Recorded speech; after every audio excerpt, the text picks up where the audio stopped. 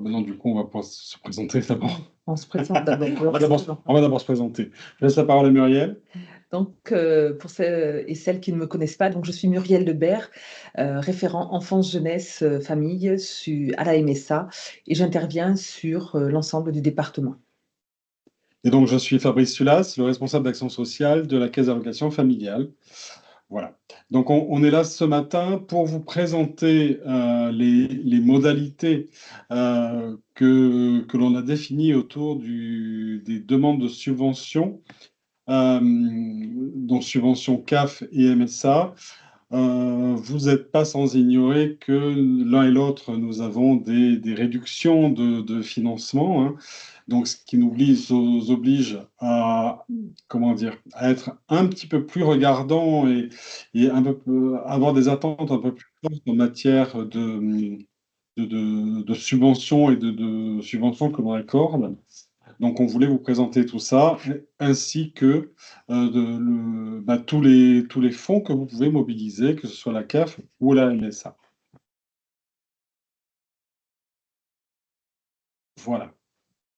Donc là, ce coup-ci, je coupe ma caméra et on va attaquer sur le PowerPoint.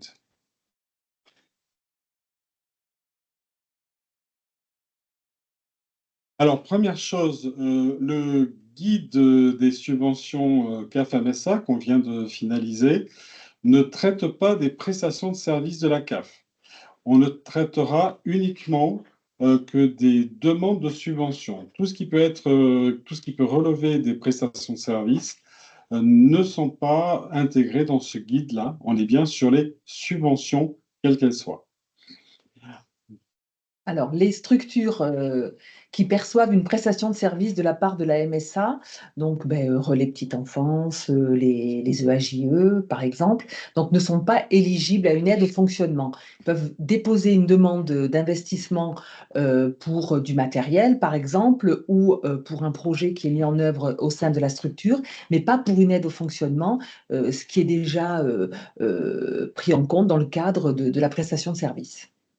Et donc, à partir de l'année prochaine, donc, je l'ai déjà dit par endroit, mais tout le monde n'est peut-être pas au courant, mais donc la MSA a sa convention d'objectifs et de gestion qui se termine au 31 décembre 2025. Donc, on repart en 2026 sur une nouvelle COG. Et aujourd'hui, nous n'avons pas toutes les modalités, tous les critères de la part de notre caisse centrale pour l'application de notre accompagnement financier pour l'année 2026. Alors, il n'empêche que sur la construction du projet et la demande en tant que telle, ça ne change rien. Aujourd'hui, c'est qu'on n'a pas encore les enveloppes nécessaires et tous les critères et les modalités d'attribution, mais tout ce qu'on va vous raconter aujourd'hui reste d'actualité aussi bien pour la CAF que pour la MSA. Voilà. Donc, les interlocutrices CAF-MSA, beaucoup d'entre vous les connaissent déjà. Donc, sur côté CAF, 4 interlocutrices majeures. Pour tout ce qui concerne la parentalité, vous la connaissez, c'est Marie-Odile Brun, qui est notre référente parentalité. Donc, elle intervient sur l'ensemble du territoire, du département. Ensuite, nous avons 3 conseillères, 3 chargées de conseil et de développement, qui sont Stéphanie Basset, Lauriane Robert et Sandrine Moulier, chacune étant territorialisée, et vous avez les territoires sur lesquels elles interviennent. Donc, votre structure appartient à un territoire, en fonction de sa couleur, vous avez le contact, contact par mail plutôt, et plutôt sur la boîte générique AFC, aide financière collective, ce qui permet, en cas d'absence, de pouvoir traiter l'ensemble des dossiers. Euh, pour les projets ou pour les acteurs départementaux, c'est plutôt moi qui gère, donc Fabrice Sulas, mais sur la boîte générique, donc afc@caf15.caf.fr. C'est que de la redite, vous connaissez ça.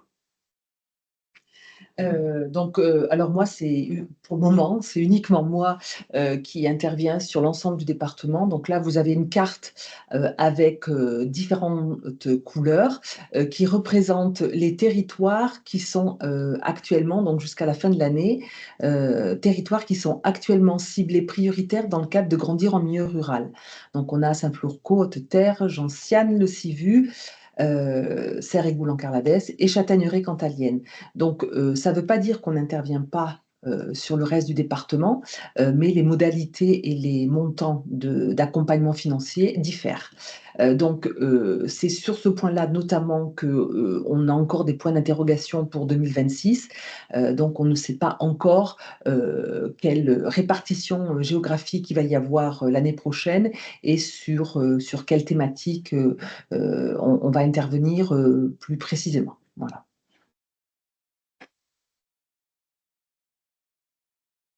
Quels sont nos champs d'intervention CAF et MSA? Donc, pour être très clair, les champs sur lesquels on intervient financièrement, la petite enfance, l'enfance, la jeunesse, la parentalité, l'animation de la vie sociale, tout ce qui concerne les centres sociaux et les espaces de vie sociale. Pour la CAF seulement, la prévention de la radicalisation et les valeurs de la République, on en parlera un peu plus tard. Et pour la MSA, deux thématiques annexes qui sont la mobilité et le numérique. Voilà, deux thématiques sur lesquelles, pour l'instant, la CAF n'intervient pas, en tout cas dans notre COG, Convention d'objectifs et de gestion actuelle. Les champs sur lesquels nous n'interviendrons pas, jamais, qu'ils fassent partie de tout ou partie d'un projet, hein, c'est la santé mentale. Nous n'intervenons pas sur ce champ-là. L'accès au droit, la culture et le sport de manière générale, c'est-à-dire qu'on ne finance pas des programmations culturelles, sauf en ce qui concerne la CAF, mais la MSA aussi, Oui. dans tout ce qui est augmentation de la qualité éducative des enfants et des jeunes. Alors, je fais référence notamment soit à des actions de type graines d'artistes ou des ateliers découvertes qui permettent aux enfants de découvrir de la culture, du sport, du scientifique aussi. Mais voilà, c'est ponctuel dans un projet. Là-dessus, par exemple, on cofinance le Cantal Sport et c'est notre seul volet financement sportif parce qu'on est sur des ateliers de découverte. Sinon, culture et sport, ce n'est pas un champ sur lequel nous intervenons. Les seniors non plus, hein, on est branche famille. En tout cas, même si la MSA. J'allais préciser, oui. Ouais. Donc, aujourd'hui, ce qu'on vous présente, c'est les subventions qui peuvent être mobilisées dans le cadre de la branche famille. Donc, moi, je fais le parallèle avec la CAF, mais en dehors de ça, la MSA est un guichet unique. Donc, effectivement, il y a des possibilités de nous saisir pour des projets concernant notamment la santé ou la santé mentale et les seniors, mais c'est sur un autre biais, donc pas dans le cadre de ce qui nous intéresse aujourd'hui. Et puis tous les projets qui se déroulent durant le temps scolaire ou en lien avec des besoins scolaires, donc ça c'est l'apanage de l'éducation nationale, nous n'intervenons jamais là-dessus. On a eu parfois des demandes pour des financements sur des classes de mer, classes de nature, etc. Ça se déroule durant le temps scolaire, nous ne pouvons pas intervenir.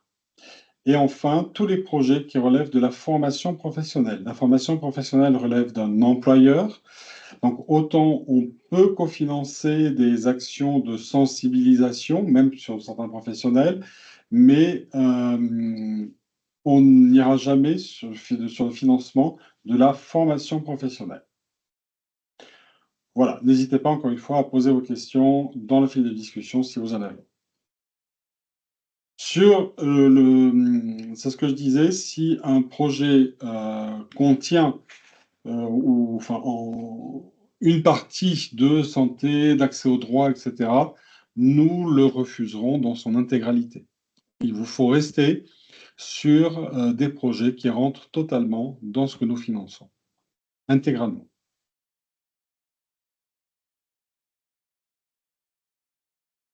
Alors, beaucoup d'entre vous le savent, 2 types, d'aides. Pardon.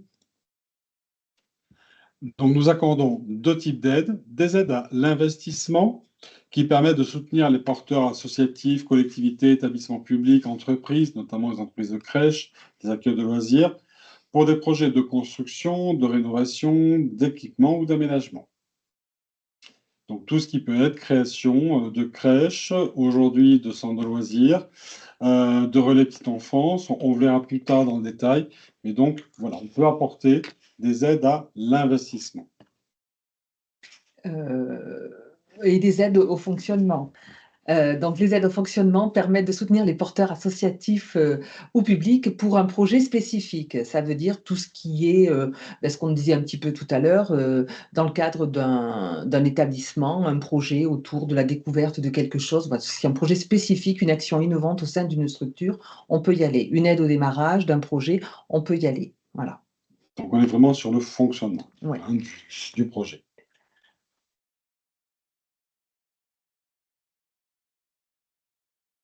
Alors, la partie qui nous intéresse plus et c'est là-dessus, qu'on on va avoir un regard de plus en plus, incisif, sur qu'est-ce qu'un projet, finançable? Qu'est-ce que l'on attend d'un projet? L'idée, de toute notre communication aujourd'hui, c'est vraiment de vous préciser les choses et puis pour nous aussi, hem, pouvoir, nous faciliter un peu le travail dans, la compréhension de vos projets et son financement Et la gestion. et la gestion effectivement. Alors, pour nous, et pas que pour nous, hein, pour nos têtes de réseau aussi, tout, projet d'abord doit s'inscrire dans nos champs d'action, hein, ça on l'a dit précédemment et surtout répondre à un besoin identifié des familles ou à une problématique qu'elles rencontrent. Il n'y a pas de projet si on n'a pas un besoin, si on ne cherche pas à répondre à un besoin ou à une problématique. Le besoin, il est repéré à partir de plusieurs choses, soit à partir d'une étude nationale. Par exemple, il y a des études sur les impacts des écrans, les familles monoparentales, enfin d'autres, thèmes. On retrouve des études nationales. Le besoin, il peut être repéré à partir d'un diagnostic de territoire. Par exemple, lorsqu'on fait un diagnostic sur les besoins en mode de garde sur un territoire. Donc là, on se situe vraiment à l'échelle du territoire avec des données un peu pointues. Et puis, ce qui nous intéresse peut-être plus, c'est aussi un besoin qui est repéré à partir des constats qui sont faits par les professionnels qui interviennent auprès des familles, tous les jours ou très régulièrement et qui constatent des besoins, qui constatent des problématiques et qui se disent: «Tiens, on va essayer d'apporter une solution à ces problématiques». Et donc ces 3 modes de repérage des besoins, ils peuvent se compiler, hein, bien sûr, mais leur niveau et les caractéristiques du porteur de projet va déterminer, la typologie du projet et c'est là aussi où les choses vont un petit peu changer, en fonction de, quelle est votre structure, on va ou pas financer certains dossiers. Alors, soit de grands types de porteurs, soit une collectivité, un territoire, soit des têtes de réseau de type, association départementale, soit des associations ou des entreprises, qui sont sur le terrain. Dans le premier cas, sur la collectivité, les collectivités, elles agissent pour leurs ressortissants. Elles n'ont pas forcément de famille en suivi régulier. Elles peuvent porter des équipements, mais on le verra après.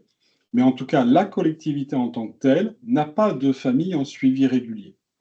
Donc, le besoin, il se fait à partir d'un diagnostic de territoire ou d'une étude nationale. Et ce que nous financerons comme action, ce sont toutes les actions à portée territoriale. Comme par exemple la création d'équipements ou de dispositifs, ou des actions peut-être plus innovantes, mais à l'échelle du territoire, à partir du moment où il y aura un diagnostic de territoire. Deuxième type d'acteurs, ce sont ce que l'on appelait les têtes de réseau. Les fédérations départementales, les associations départementales, les unions départementales, enfin tous les associations qui agissent pour leurs adhérents, c'est-à-dire souvent des associations qui sont adhérentes, et qui n'ont pas de famille non plus en suivi régulier. Donc là, on est pareil sur le repérage du besoin, on est sur un diagnostic de territoire départemental, hein, ou une étude nationale.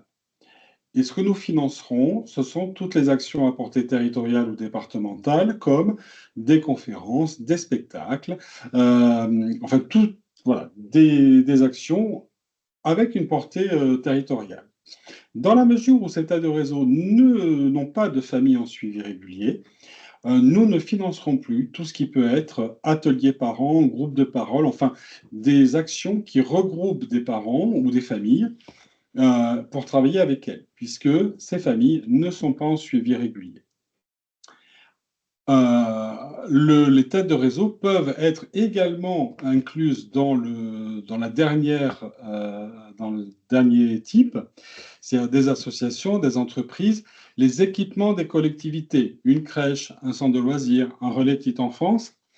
Et pareil, les têtes de réseau, si et seulement si elles accompagnent des familles au quotidien. On a certaines têtes de réseau qui ont en suivi un certain public. Donc, dans ce cas, elles peuvent s'inscrire dans cette dernière typologie.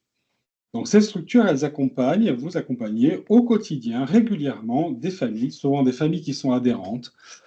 Et là, ce que l'on attend dans le repérage du besoin, ce sont les constats qui sont faits par vos professionnels. Sur le terrain, qu'est-ce qu'ils ont constaté? Et donc, nous financerons toutes les actions à destination des familles adhérentes ou suivies exclusivement. Par exemple, des ateliers parents, des groupes de parole, des projets ados, donc des projets qui sont à destination des familles que vous connaissez bien. Nous ne financerons plus tout ce qui pourrait être conférences, spectacles à destination d'autres publics. Oui. Je vais prendre l'exemple d'une structure qui a porté une conférence autour du harcèlement scolaire, qui était extrêmement intéressant, mais qui était ouverte, cette action, qui était ouverte quasiment à toutes les familles du Cantal. Ça, nous ne pourrons plus le financer puisque cette structure, pour que l'action soit finançable, aurait dû mettre en place ce projet uniquement à destination des familles adhérentes et des familles de son territoire exclusivement. Voilà. Après, si vous avez des questions, on pourra y répondre là-dessus. Mais plus comment dire, plus les constats sont faits par des professionnels qui sont au contact des familles tous les jours, régulièrement, plus l'action, et on va voir aussi, plus l'action sera pertinente et les objectifs seront atteints.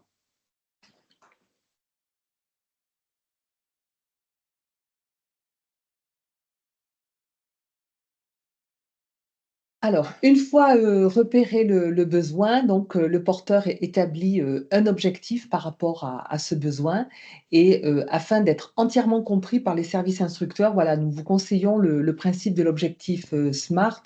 Je pense que de nombreuses personnes connaissent déjà cette méthodologie. Donc, l'objectif doit vraiment être en lien avec le besoin repéré. Donc, il est spécifique, cet objectif. Qu'est-ce qu'on recherche exactement? Quel est précisément l'objectif recherché à travers le besoin repéré? Il est mesurable. Comment on mesure les progrès vers la réalisation de l'objectif?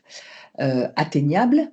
Est-ce que c'est pas le luberlu ou est-ce que c'est pas trop compliqué? Donc l'objectif est-il réalisable compte tenu des ressources et des contraintes qui s'imposent à vous? Est-ce qu'il est réaliste? L'objectif est-il pertinent par rapport à la problématique? Il faut vraiment que ce soit en lien. Et puis, quelle est l'échéance prévue pour atteindre cet objectif? Donc ça, c'est des questions que vous vous posez probablement. Mais il faut se les poser d'entrée de jeu, en fait. C'est ça l'idée, de vraiment être en lien avec le besoin repéré et se fixer un objectif. L'action en elle-même, elle vient après.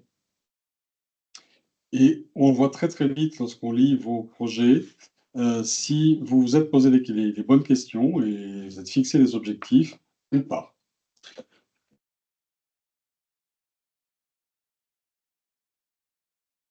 Voilà, donc à ce stade, le déroulé de l'action, c'est ce que je vous disais, n'est pas encore défini. On est encore sur les objectifs à se fixer. Mais avant cela, il est important de se poser la question de l'évaluation de l'impact.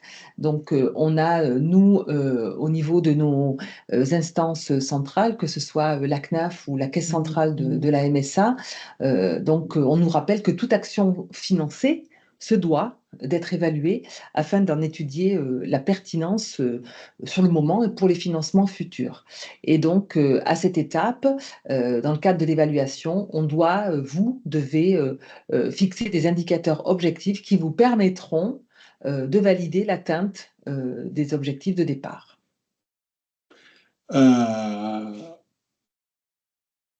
Pardon, oui, on insiste sur l'évaluation et les financements futurs, hein, puisque dans le cadre des négociations des conventions d'objectifs et de gestion, que ce soit CAF et MSA avec le gouvernement, plus on peut montrer que nos financements sont pertinents et que on atteint nos objectifs et qu'on règle, qu'on solutionne ou qu'on apporte des solutions à des problématiques réellement, plus on a de financement. Euh, Vu le contexte actuel de la France, on a un gouvernement qui serait plutôt enclin à se dire que on va peut-être beaucoup revoir les financements. Donc, c'est à nous à apporter les preuves que ce que l'on fait, c'est pertinent. Donc, l'évaluation est extrêmement importante. Et puis, vous préciserez aussi les moyens que vous mettez en œuvre pour justifier auprès de nous la cohérence du public destinataire de votre action vis-à-vis de notre politique famille. Donc, en clair, notre action, elle vise les familles. Comment vous allez prouver à la CAF et à la MSA que vous avez eu des familles? Alors, ça peut être des listes d'émargement, ça peut être ce que vous voulez, mais bien justifier que le public destinataire était bien celui-là. On a eu en début d'année, par des structures, des conférences extrêmement intéressantes, mais la grande majorité du public était des professionnels. C'est un peu dommage. Donc, il faut vraiment vous assurer à chaque fois que les destinataires de toutes les actions soient vraiment les familles. Nous n'intervenons pas, nous ne finançons pas d'actions envers les professionnels, hein. Sauf cas exceptionnel, mais là, c'est notre question. À ce titre aussi, il vous est rappelé que la CAF et la MSA étant gestionnaires d'un service public, toutes les données personnelles, personnelles qui leur seraient transmises restent couvertes par le RGPD. Voilà, donc on peut tout de suite évacuer cette question de la RGPD.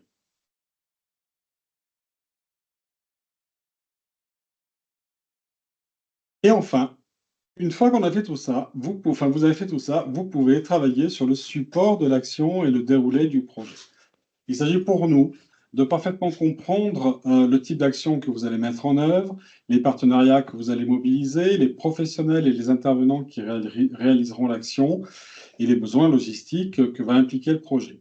Ce que je disais aussi tout à l'heure, c'était que plus on montre que on a des intervenants de qualité, des actions de qualité, et qu'on met tout en œuvre pour solutionner, en tout cas aider les familles dans leurs problématiques, plus nos financements futurs en découleront.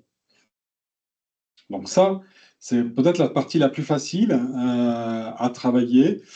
Mais encore une fois, dans le déroulé depuis tout à l'heure, hein, du projet, vous voyez que ce n'est pas par le support que l'on commence. Et là aussi, lorsqu'on livre au projet, on voit tout de suite si le projet a été monté parce qu'il fallait mettre une action en place et parce que vous aviez une idée d'une action, ou si on part réellement d'un besoin avec tout le déroulé qui a été présenté jusqu'à présent. Et on attend vraiment des projets qui répondent à un objectif. Encore une fois, hein, raréfaction des moyens, on va être beaucoup plus exigeant dans ce que l'on va demander. Jusqu'à présent, pour ceux qui ont déjà travaillé avec la CAF ou même la MSA, je ne dis pas que les robinets étaient ouverts, mais vous savez qu'on avait cette capacité à demander toujours plus d'argent à la CNAF et en général, on l'obtenait, donc ce qui nous a permis de monter beaucoup, beaucoup de projets intéressants. Aujourd'hui, nos moyens se raréfiant et pour l'avenir et encore plus, on va devoir opérer des sélections dans les projets que l'on va devoir financer ou pouvoir financer. D'où l'intérêt, effectivement, d'avoir des dossiers vraiment bien ficelés, j'ai envie de dire. Une fois que vous avez fait ça, Vous pouvez estimer le coût du projet et les modalités de son financement. Donc, pour la CAF, je te laisse préciser peut-être? oui, alors pour la CAF, là, c'est règle nationale, aucun financement inférieur à 1 500 € par an et par projet ne pourra être accepté. Là, ça a été redit par la CNAF très récemment et nous n'accepterons plus des financements inférieurs à 1 500 €. Alors, chez nous, là, c'est un peu différent, mais c'est un peu plus bas parce que bon, on a des enveloppes qui sont moins importantes, mais on dit souvent que le minimum, c'est 500 €. Après, tout dépend du dossier, mais normalement, voilà, on est aussi sur un minima qui est fixé à 500 €. Voilà. Donc ensuite la somme du financement CAF-MSA, donc ça, vous le savez aussi, ne peut excéder 80 des charges subventionnables, 90 s'il s'agit d'un porteur associatif. Donc ça, c'est important aussi, et on le verra peut-être un petit peu plus bas, sur, le document qui présente, le financement du projet. Heu Étant exclu tout ce qui est mise à disposition gratuite, intervention des bénévoles. Donc ça, c'est alors je ne sais pas si c'est peut-être écrit plus tard. Oui, c'est écrit Ouais, plus c'est tard. écrit plus tard. Mais Alors, pardon, pour la CAF, il est clair que nos financements ne peuvent pas excéder 80 des charges subventionnables. 90 c'est sur la MSA. et uniquement pour les associations. Voilà. Voilà, Donc, vous pouvez aussi avoir un financement de 80 CAF et 10 MSA, si ouais, vous êtes une association, encore une fois. voilà. Tous nos financements sont discrétionnaires et s'inscrivent dans les enveloppes limitatives. Discrétionnaire, ça veut dire que ce n'est pas un droit. Ça veut dire que seuls nos administrateurs sont habilités Validé, ouais. à valider ou pas, ou accorder ou pas un financement. Donc, ce n'est pas parce que vous déposez un dossier de demande de subvention qu'il doit être accepté. Hein, rien n'est obligatoire, en tout cas pour nos administrateurs. C'est pareil pour la MSA, hein. Donc discrétionnaire, et ils s'inscrivent dans des enveloppes limitatives, ça veut dire que nous demandons régulièrement au courant de l'année des enveloppes à la CNAF, donc en général on demande à ce que l'enveloppe grandisse. Il n'est pas toujours dit que la CNAF accepte. Ça sera de plus en plus le cas pour l'instant sur le volet jeunesse, puisque bon, vous avez déjà dû en entendre parler. Le volet jeunesse de notre COG, on n'a plus trop de financement dessus. Voilà, donc ça s'inscrit dans des enveloppes limitatives. Tant qu'on a de l'argent, on peut payer. Dès qu'on n'a plus d'argent et que la CNAF ne nous accorde pas de rallonge, on ne peut plus accepter de projet. Ce qui signifie que les premiers projets arrivés seront les premiers servis jusqu'à ce qu'on n'ait plus d'argent, clairement, hein. Au niveau des financements, seules les charges qui sont liées directement au projet sont subventionnables. Les charges annexes, personnel d'encadrement, de communication, les autres personnels de la structure, les bénévoles, les charges supplétives n'entrent pas dans cette catégorie. Il y a pu avoir par le passé un petit peu de tolérance là-dessus. Aujourd'hui, encore une fois, dû à la raréfaction de nos enveloppes, ce n'est plus le cas. Donc, on va appliquer à la lettre nos règles. Les charges qui seraient liées à la supervision et à la communication sur le projet, si elles sont réalisées par du personnel interne à la structure, si la communication est réalisée par un prestataire externe, elles ne vont pas s'inscrire. On les prendra en Comme compte, charge, mais oui. comme une charge. En revanche, si elles sont réalisées, si ces actions de supervision et de communication sont réalisées par du personnel interne à la structure, elles peuvent être intégrées dans les charges subventionnelles à hauteur de 2% maximum des charges du personnel liées à l'action. Donc, on a une action du personnel de la structure qui est liée directement et qui fait l'action. Il y a des charges de personnel. Vous pouvez augmenter ces charges de 2% et elles seront liées à la supervision et la communication. Dans ce cas, donc, ces charges liées à la supervision et la communication s'inscrivent dans les charges de personnel. Toutes les autres charges, les locations, les assurances, etc., doivent pouvoir être justifiées. Si vous appliquez une clé de répartition, vous devrez l'expliquer. Ce n'est pas simplement nous dire que vous appliquez une clé, mais nous vous expliquer la clé de répartition pour qu'on la valide, évidemment, hein. Voilà. Évidemment, l'ensemble des financements ne peut pas excéder 100% du coût total du projet.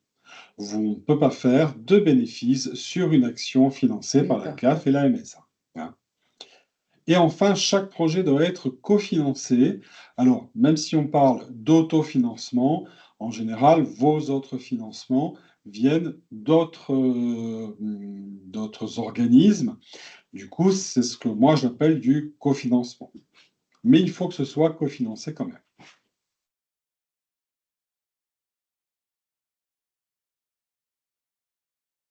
C'est les charges des produits d'un projet, ça s'inscrit dans un compte de résultat prévisionnel. Vous l'avez à l'écran. Le compte de résultat classique, vous voyez qu'il y a deux petites cases dans les produits. Euh, une violette, une bleue pour la MSA et pour la CAF. Donc n'oubliez pas la MSA si vous êtes sur des territoires, enfin partout d'ailleurs, Alors, notamment dans le territoire rural. j'allais le préciser, je l'ai dit régulièrement aussi, mais le département du Cantal est totalement rural dans sa globalité. Ceci étant, on intervient plus spécifiquement sur les territoires les plus ruraux. Donc ça veut dire que Aurillac intramuros, la population agricole, il y en a quand même un peu moins. Donc du coup, ça va pas être notre priorité. Pour autant, ça ne veut pas dire que on n'interviendra pas. Ça va dépendre du projet. Si c'est un projet qui est proposé à l'échelle du département, pour une conférence par exemple, ça peut. Ça peut. Donc moi, je vous invite, quand vous avez un doute sur la légitimité de déposer une demande ou d'inclure la MSA dans le financement du projet, je vous invite à prendre contact pour que je puisse vous dire, OK, vous pouvez y aller ou pas. Alors, bon, pas tous les jours, hein, mais donc, bon, règle générale, la question est vite tranchée, mais si vous avez un doute, n'hésitez pas à revenir vers moi. Voilà. Donc, je le redis, les subventions demandées à la CAF et ou la MSA doivent correspondre à 80 ou 90% si vous êtes un porteur associatif maximum du total des charges subventionnelles. Vous voyez, il y a une première partie dans le tableau à droite. Il y a la partie projet avec un total de charges subventionnables. Ce que l'on ne retrouve pas dans les charges subventionnables, ce sont les personnels qui interviennent sur l'action, mais qui sont déjà financés par la CAF ou la MSA. Je prends l'exemple d'un référent famille sur un projet parentalité. En référent famille, oui, il va travailler sur cette action, sur une action. Pour autant, son poste est déjà cofinancé par la CAF. Donc, on ne peut pas le retrouver dans les charges de personnel de l'action. En revanche, ces charges de personnel d'intervention peuvent s'inscrire à droite et à gauche dans les personnels intervenant sur l'action, mais déjà financés par la CAF ou la MSA. Pareil pour les personnels d'encadrement, les charges supplétives, la mise à disposition gratuite, le bénévolat et autres. Alors pour nous, ce qui nous intéresse évidemment, c'est tout le haut du tableau, hein. Donc toutes les charges qui sont liées au projet et qui constituent les charges subventionnables, les ressources, en tout cas les subventions CAF et MSA doivent correspondre à 80 ou 90% maximum de ce total des charges subventionnables.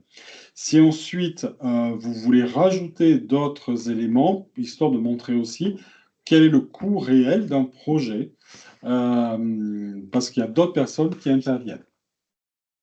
Vous pouvez, du coup, mais ce n'est pas une obligation de remplir la partie annexe. Alors, dans les produits, vente, prestation de services, on retrouve plutôt les participations familiales, hein, parce que normalement, les actions doivent être gratuites ou en tout cas, vous pouvez faire payer les familles, mais pour des sommes très modiques. Subventions État, région, conseil départemental, vous connaissez. Les autres subventions, c'est là-dedans aussi que vous pouvez inscrire l'autofinancement.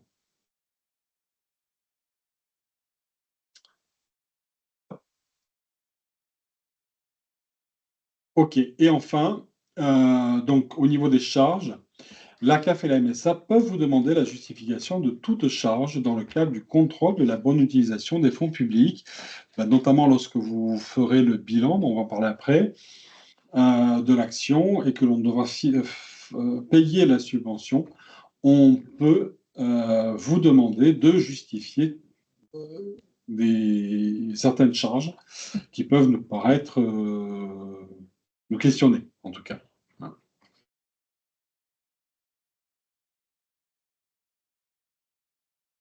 La demande de financement doit alors être transmise à la CAF et la MSA sur le formulaire dédié et ce dernier doit être signé par la personne habilitée.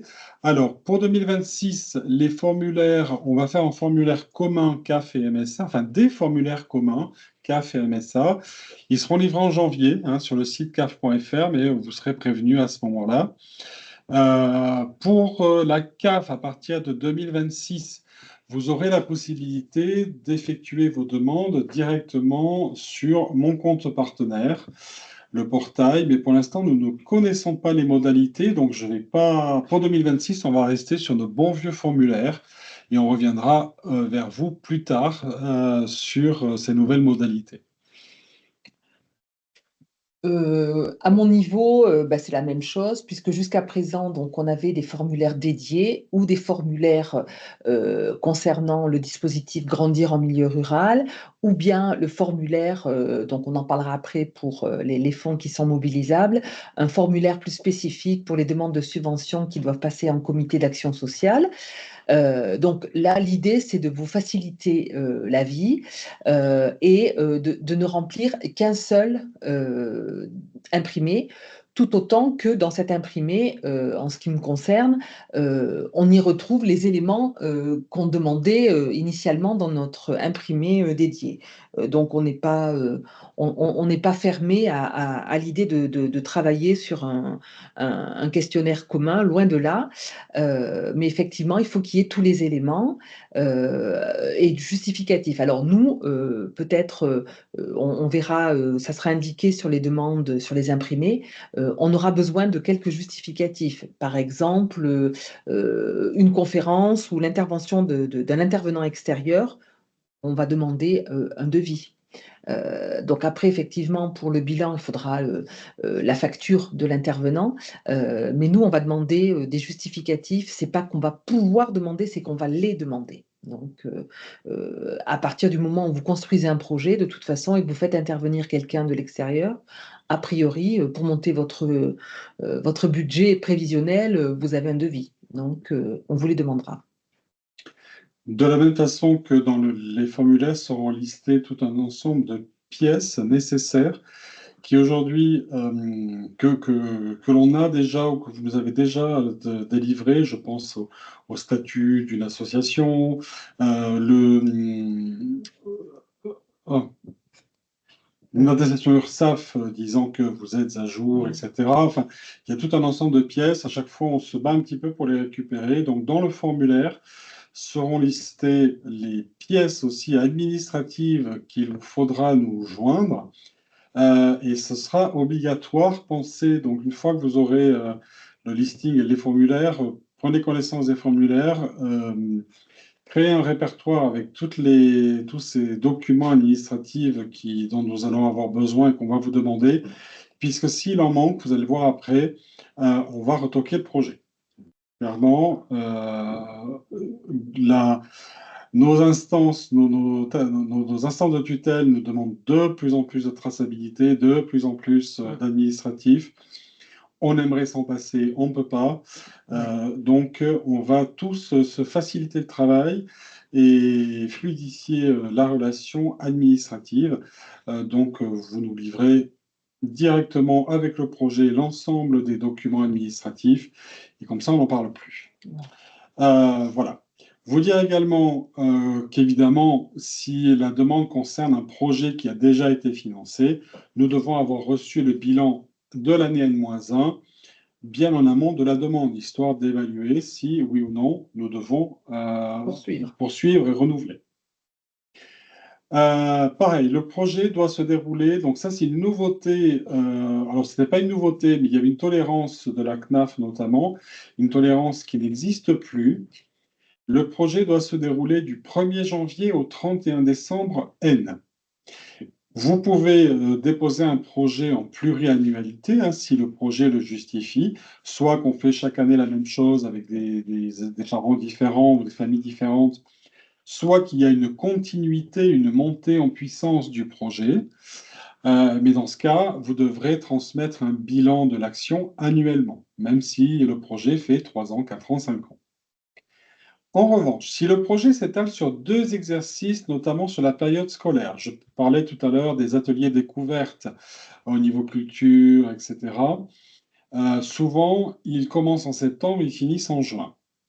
Donc là, ce n'est plus possible d'avoir une seule demande. Il vous faudra une demande qui portera sur 2 exercices. L'exercice septembre-décembre et un exercice janvier-juin. Chaque exercice dans votre demande doit faire l'objet d'un budget distinct et il fera l'objet également d'un bilan distinct. Ça, nous ne pourrons plus déroger à cette règle-là.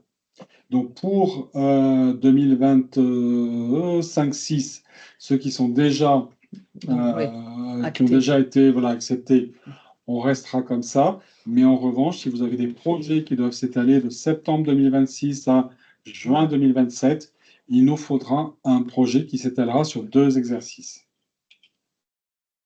Et enfin, notez également qu'un acompte de la subvention accordée est possible, hein, je pense notamment aux subventions de fonctionnement, puisque sur les subventions d'investissement, soit on est sur des plans crèche, donc des montants assez importants, et là, on délivre les fonds au fur et à mesure que les factures nous arrivent, soit on ne fait pas, en tout cas, d'acompte sur des subventions d'investissement de type fonds publics et territoires, on va en parler après.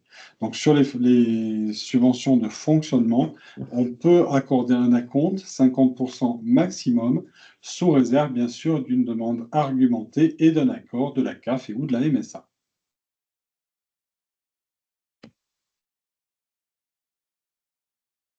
Notre calendrier. Alors, vous pouvez prendre les notes, mais encore une fois, le PowerPoint sera mis sur le caf.fr et de toute façon, toutes ces dates, vous allez le retrouver dans le courrier que l'on envoie chaque année à toutes les structures en début d'année. Donc, nous allons avoir 4 instances, mais là, en ce qui concerne les subventions, 3 instances niveau CAF. Une première commission qui traitera que des demandes d'investissement qui aura lieu le 27 avril. Vous avez donc jusqu'au 16 mars pour nous envoyer les dossiers complets.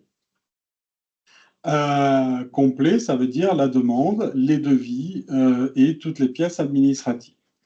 Le lendemain ou surlendemain, il y aura un comité de recevabilité. Ce comité, je vais en parler après, il tranchera sur la légitimité. Voilà, merci. La légitimité du dossier finançable ou pas. Et puis, on fera une notification autour de fin mai. Je parlais tout à l'heure de la raréfaction de nos fonds. Pour l'année 2026, nous devrions encore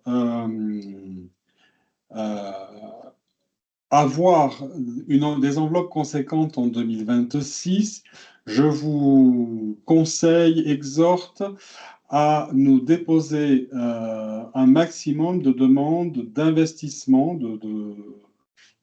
Voilà, on verra après dans quelle modalité. Mais sur cette commission, il n'y aura que cette commission qui traitera d'investissement. Donc, vous avez jusqu'au 16 mars pour nous faire les demandes. Je réponds à Madame Delage. Donc, le support, le guide, l'enregistrement de ce webinaire et le PowerPoint seront mis sur le caf.fr et vous pourrez récupérer toutes les informations. Voilà, donc première commission d'investissement et vraiment, n'hésitez pas à nous faire des demandes de subventions, que ce soit sur le volet petite enfance, jeunesse, parentalité et animation de la vie sociale, mais j'en parlerai après. Deuxième commission qui va traiter de tous les dossiers, les demandes de fonctionnement, de subventions de fonctionnement, et notamment les projets ados. Elle aura lieu le 22 juin. Date limite de réception des dossiers le 19 mai. Et après, donc, comité de recevabilité et notification quasiment un mois après. À noter que le jury des projets ados aura lieu le mercredi 3 juin 2026 après-midi. On n'aura qu'un seul jury cette année. Charge de travail oblige, on ne peut plus se permettre de multiplier les jurys des projets ados ou d'autres instances. Et dernière instance, le 12 octobre, la commission qui traitera des classes, les contrats locaux d'accompagnement à la scolarité, et puis d'autres sujets divers, peut-être d'autres projets de fonctionnement. Je pensais justement aux écoles de découverte ou des choses comme ça, qui n'auraient pas pu être traités, et éventuellement des investissements de type plan crèche qui demandent un travail d'accompagnement beaucoup plus important. Mais retenez quand même les deux premières commissions, investissement le 27 avril, fonctionnement projet ado le 22 juin. Alors pour la MSA, donc 2 instances sont mobilisables. Donc la première, dans le cadre de Grandir en milieu rural. Donc comme je vous disais en début de séance, on n'a pas encore toutes les modalités, tous les critères qui vont pouvoir s'appliquer à partir de 2026. Quoi qu'il en soit, tout ce qui est mobilisable dans le cadre de GMR, donc nous, on a une date limite de réception des dossiers qui est fixée au 30 juin. Donc, ça veut dire que par rapport à tout ce qui est dossier d'investissement ou de fonctionnement qui auront été déposés en amont pour la CAF, s'ils sont prêts pour la CAF, ils sont prêts pour nous aussi. Donc, on est dans les clous au niveau de la date. Après, tous les dossiers qui ne pourront être financés dans le cadre de GMR, donc ça se fera dans le cadre du comité d'action sociale, et là, c'est des passages en commission, puisque dans le cadre de GMR, nous disposons donc d'une enveloppe et c'est donc au niveau du service que les projets sont validés et validés après par le conseil d'administration, mais il n'y a pas de commission. Par contre, pour le comité d'action sociale, il y a des commissions avec des dates. Alors, les dates qui sont indiquées là sur cette slide peuvent un tout petit peu évoluer. Mais ça veut dire quand même qu'il n'y aura pas plus de 5 commissions sur l'année. Dans l'idéal, effectivement, c'est mieux de faire passer les dossiers avant l'été pour un traitement dans les délais raisonnables, puisqu'après, quand on est en fin d'année, souvent avec l'arrêté des comptes, avec tout ce qui est charge à payer, c'est plus compliqué pour les services administratifs, puisque je vous rappelle que la MSA donc, a un service administratif qui est basé à Clermont et qui traite l'ensemble des demandes de 4 départements. Donc, la fin de l'année est toujours plus difficile à organiser. Donc, voilà. 5 février, 3 avril, 16 juin, dans l'idéal, c'est mieux de pouvoir présenter des dossiers sur cette période-là de l'année. Voilà. Une petite précision par rapport au projet ado. Donc, on a un parallèle à ce dispositif CAF qui s'appelle appel à projet jeune. Donc là, on n'est pas du tout sur la différence. Donc, vous aurez en début d'année, comme c'est fait jusqu'à présent, vous aurez un document qui vous sera adressé. Donc, on ne finance pas les voyages. Quand la finalité du projet, c'est un voyage, on ne va pas y aller. On est vraiment sur de l'appel à projet avec de la prise d'autonomie de la part des jeunes. Donc là, pareil, si vous avez des projets qui peuvent émarger à ce dispositif, n'hésitez pas à revenir vers moi, je vous donnerai plus de détails. Voilà. Ceci dit, nous aussi, un côté CAF, sur les projets ados, on aimerait éviter les voyages. Ouais, ouais. Voilà. Et enfin, nous avons une dernière commission, donc la CAF MSA, qui est notre commission parentalité. Cette année, il n'y aura qu'une instance le 18 mai. Cette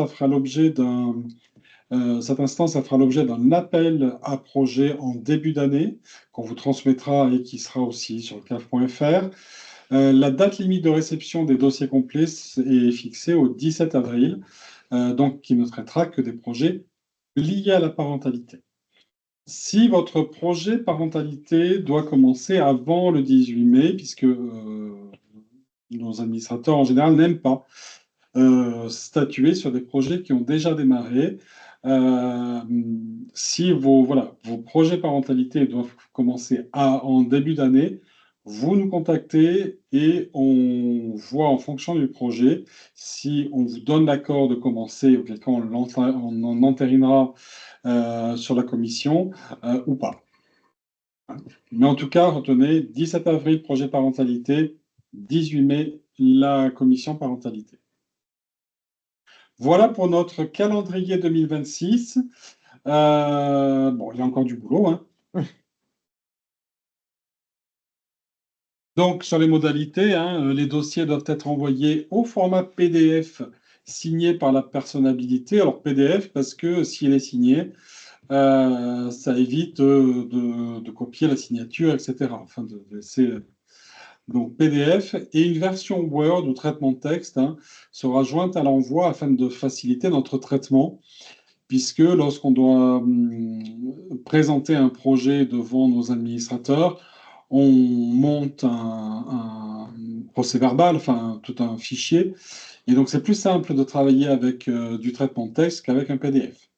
Donc la version Word, elle n'a pas besoin d'être signée, c'est uniquement pour faciliter notre traitement. Toutes les demandes doivent être envoyées aux adresses mail suivantes: afc@caf15.caf.fr pour la CAF et lebert.muriel@auvergne.msa.fr et copie à partenariat.msa.blf@auvergne.msa.fr pour la MSA. Donc l'adresse partenariat, c'est sur cette adresse-là que le service administratif donc va vérifier la complétude du dossier et des pièces jointes. Donc le dossier de demande de subvention doit être adressé complet avec l'ensemble des pièces justificatives demandées avant la date limite de réception. Je vais insister sur la date limite de réception. Si votre projet arrive le lendemain, c'est comme pour les impôts, ça ne marche plus.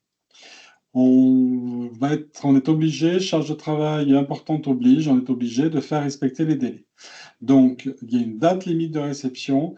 Soit votre projet arrive ce jour-là, le cachet de la poste faisant foi, à minuit, soit ce n'est pas le cas et nous ne l'accepterons pas s'il a dépassé la date de limite de réception. Il peut nous arriver d'avoir des soucis de réception de dossier. Si vous n'avez pas de nouvelles de notre part, n'hésitez pas en tout cas à appeler la conseillère, m'appeler, nous envoyer un mail pour nous dire, voilà, je vous ai envoyé un dossier, parce que souvent les dossiers vont être un peu lourds. Est-ce que vous l'avez reçu? Comme ça, au moins, on s'assure que nous avons bien reçu tous les dossiers.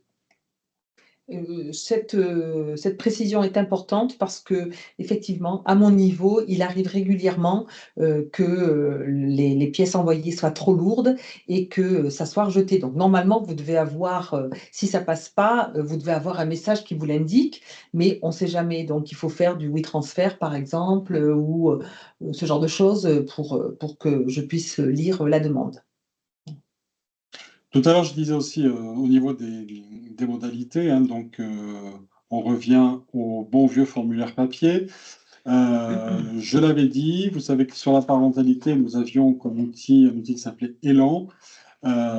Cet outil est décommissionné, nous ne l'utilisons plus. Voilà.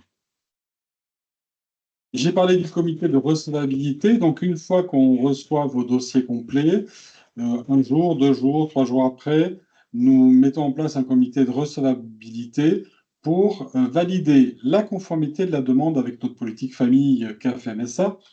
Donc, c'est ce qu'on disait en exergue, hein. Exergue, si vous envoyez un projet qui parle de santé mentale, tout de suite, le comité de recevabilité va rejeter votre dossier.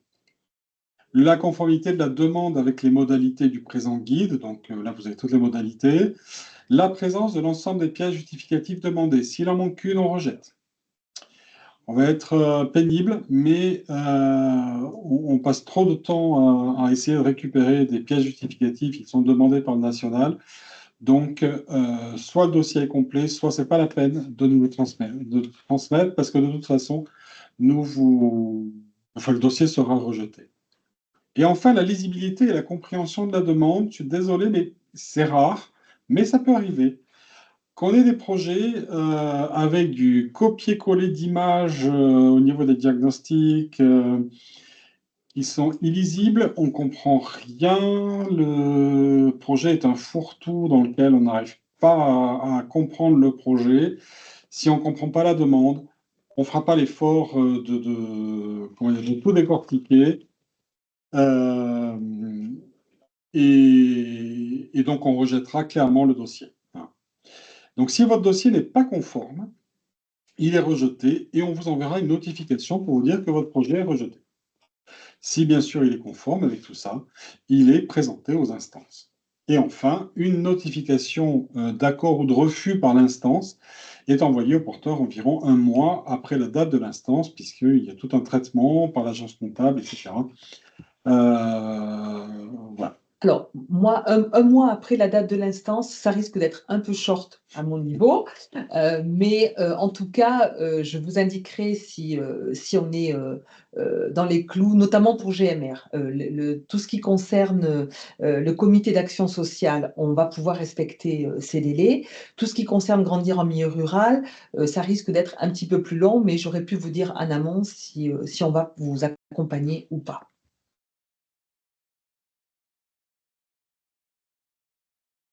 Et on termine par le bilan. Oui, alors le paiement de la subvention accordée ne sera effectué qu'après validation d'un bilan de réalisation de l'action et de son évaluation.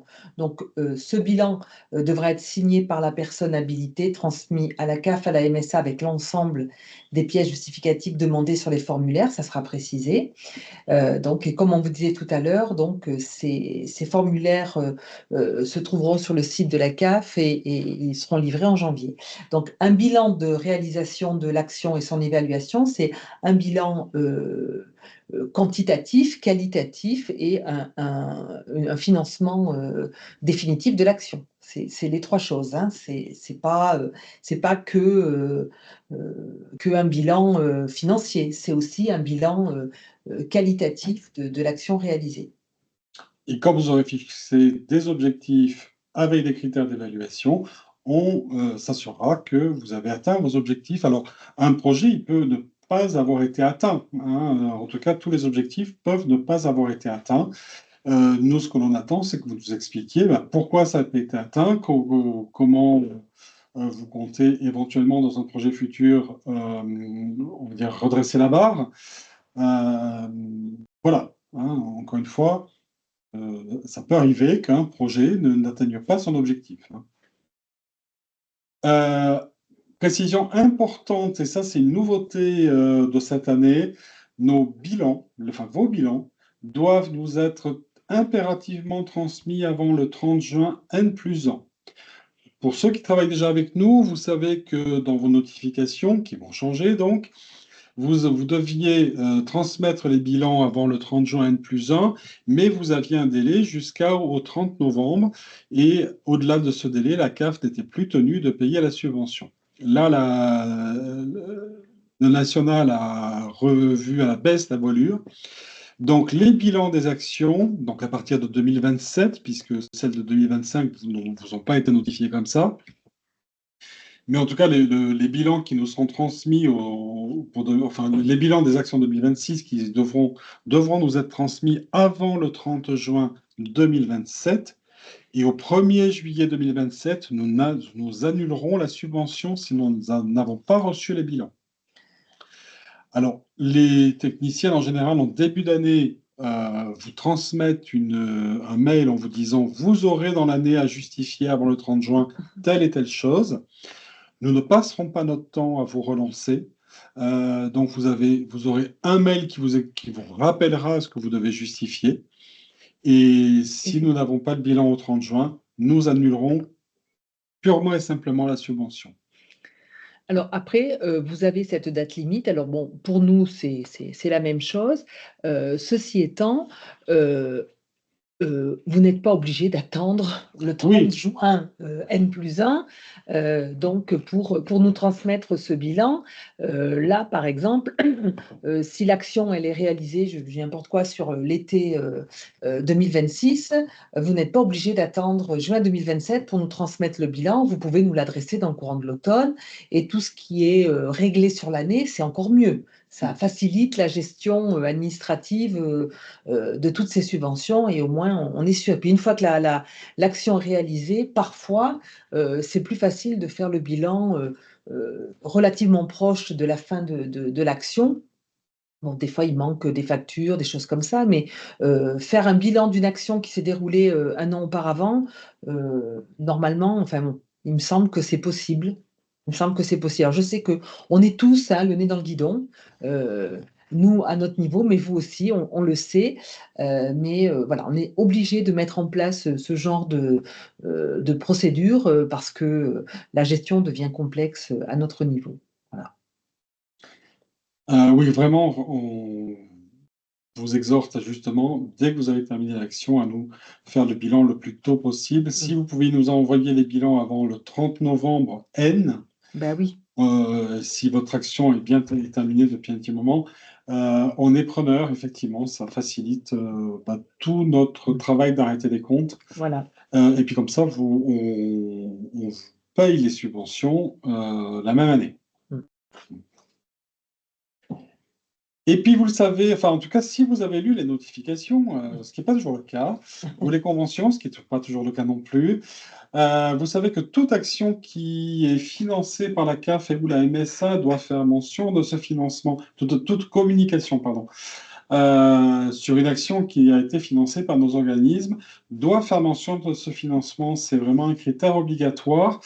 Vous allez voir que nos notifications et nos conventions ont changé ou vont changer, puisqu'aujourd'hui va être appliqué un régime de sanctions si vous ne tenez pas compte, notamment, là, il y a des tas de choses qui vont être sanctionnables, mais ça va faire partie des choses sanctionnables si la communication n'a pas précisé le cofinancement de la CAF et ou de la MSA. Donc notamment sous forme de réfaction sur l'aide qui a été accordée. Donc ce serait dommage. Pensez encore une fois, quand vous communiquez autour du projet, quand vous avez un journaliste en face, lui dites surtout de bien préciser que l'action est cofinancée par la CAF et ou la MSA. Je rappelle que juste un logo sur un flyer, ça, c'est pas forcément suffisant en termes de communication. Donc il faut mettre un petit peu le paquet. Nous accordons quand même beaucoup de subventions. Il est quand même normal voilà, que le public sache que nous finançons. Si vous travaillez avec les fonds européens, vous connaissez la règle, hein, voilà, et on va de plus en plus se rapprocher de ce que feront l'Europe et les fonds européens. Donc voilà, ayez toujours en tête que toutes les actions toute communication autour de nos actions doit être mentionnée. On arrive au terme on va dire, des modalités de ce que l'on attend sur un projet. Avant d'aborder les fonds qui peuvent être mobilisables, si vous avez des questions comme ça, vous pouvez les mettre dans le fil de discussion. On va essayer d'y répondre. Si vous n'en avez pas, on continue.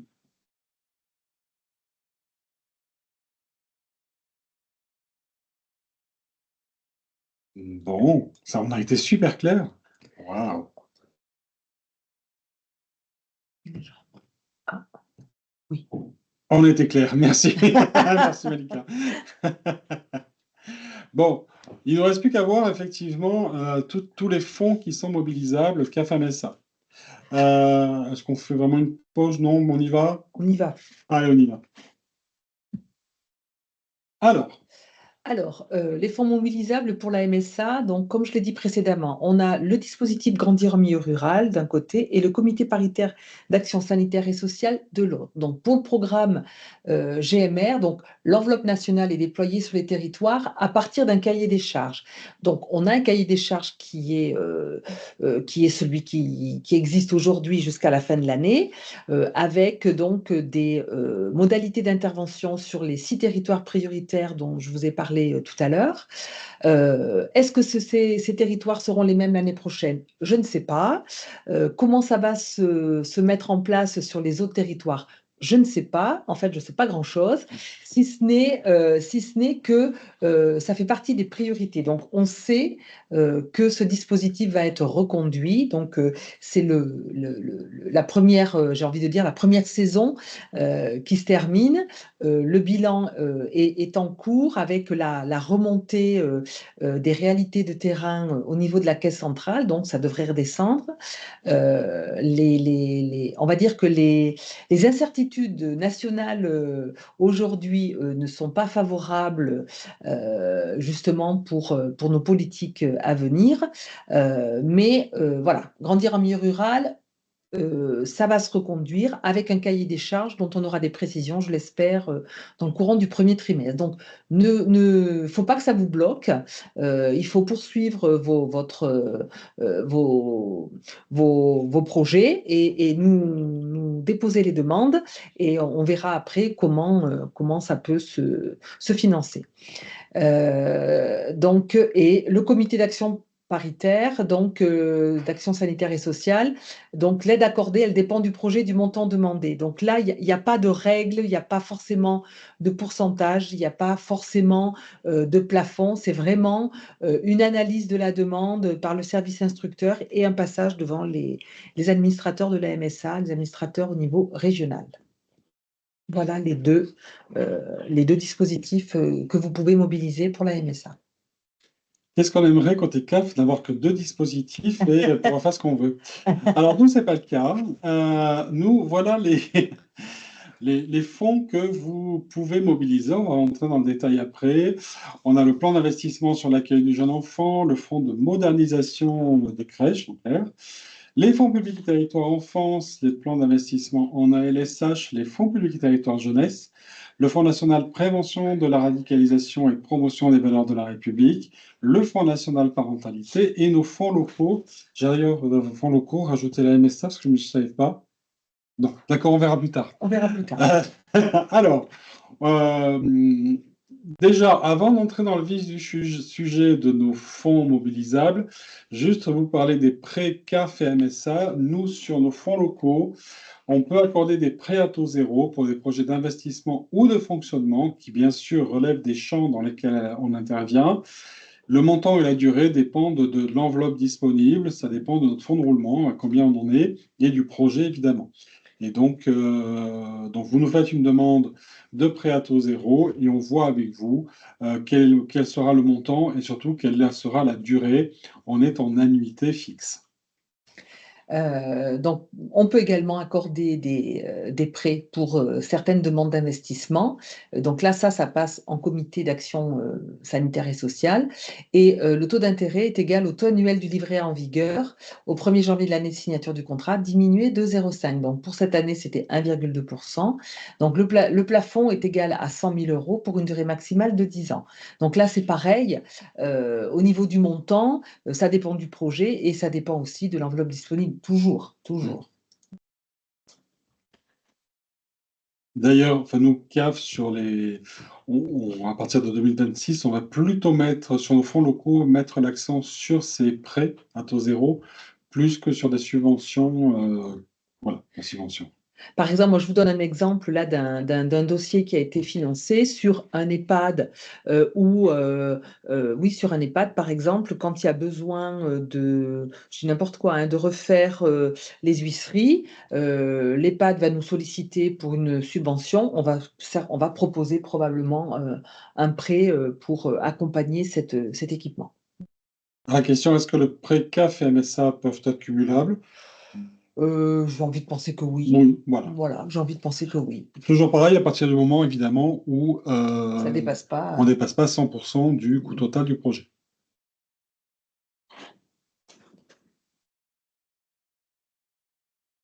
Allez, on attaque les fonds CAF que j'ai listés tout à l'heure.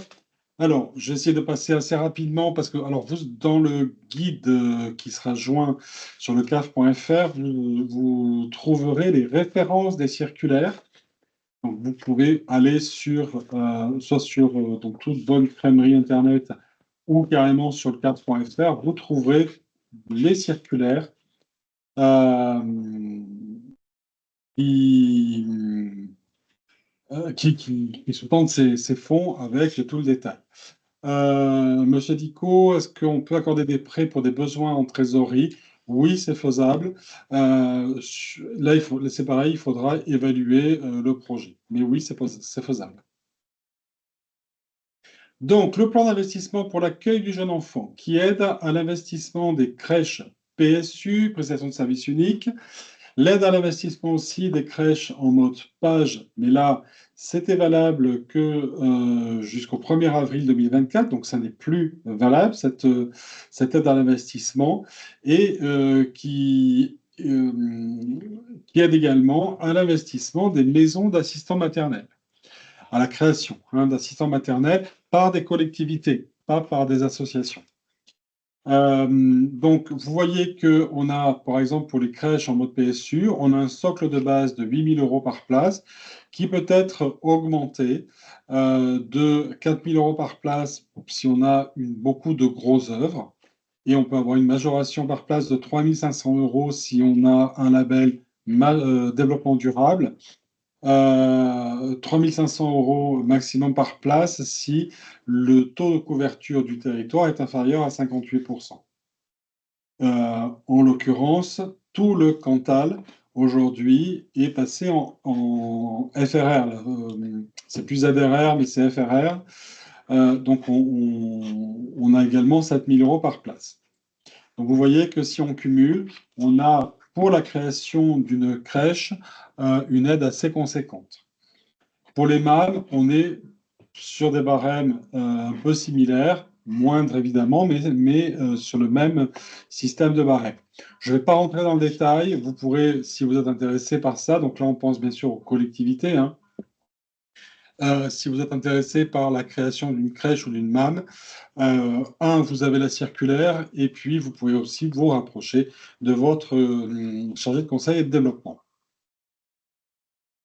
Sachez également que ce même plan d'investissement pour l'accueil du jeune enfant, il finance l'aide à l'investissement sur les relais petite enfance.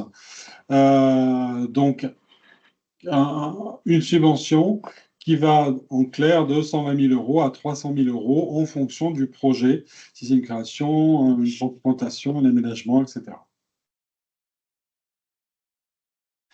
Toujours sur la petite enfance, on a le fonds de modernisation des EAJE qui aide à la rénovation et à la mise en conformité des crèches PSU et PAGE et des maisons d'assistants maternels. Alors, on a des thématiques historiques qui sont maintenues, c'est toute la rénovation, la mise aux normes, la sécurisation des locaux, le remplacement des matériaux obsolètes, pour maintenir l'attractivité auprès des familles et éviter une fermeture totale ou partielle à court ou moyen terme. Des opérations qui facilitent la fourniture des repas et le stockage des couches, parce que c'est obligatoire aujourd'hui avec la PSU.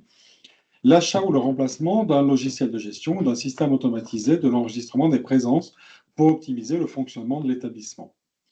Euh, et de nouvelles thématiques, la mise en conformité au regard du référentiel bâtimentaire. Je rappelle que avant septembre 2026, toutes les crèches doivent être en conformité avec ce référentiel. Donc, il est encore temps, s'il y a quelques travaux à faire, de pouvoir mobiliser ce fonds de modernisation des ESJE. L'adaptation des locaux qui contribuent à une meilleure qualité de vie au travail, celle de personnel dédié, de mobilier adulte, etc. Et l'adaptation aussi aux enjeux de développement durable et notamment aussi tout ce qui peut être autour du réchauffement climatique.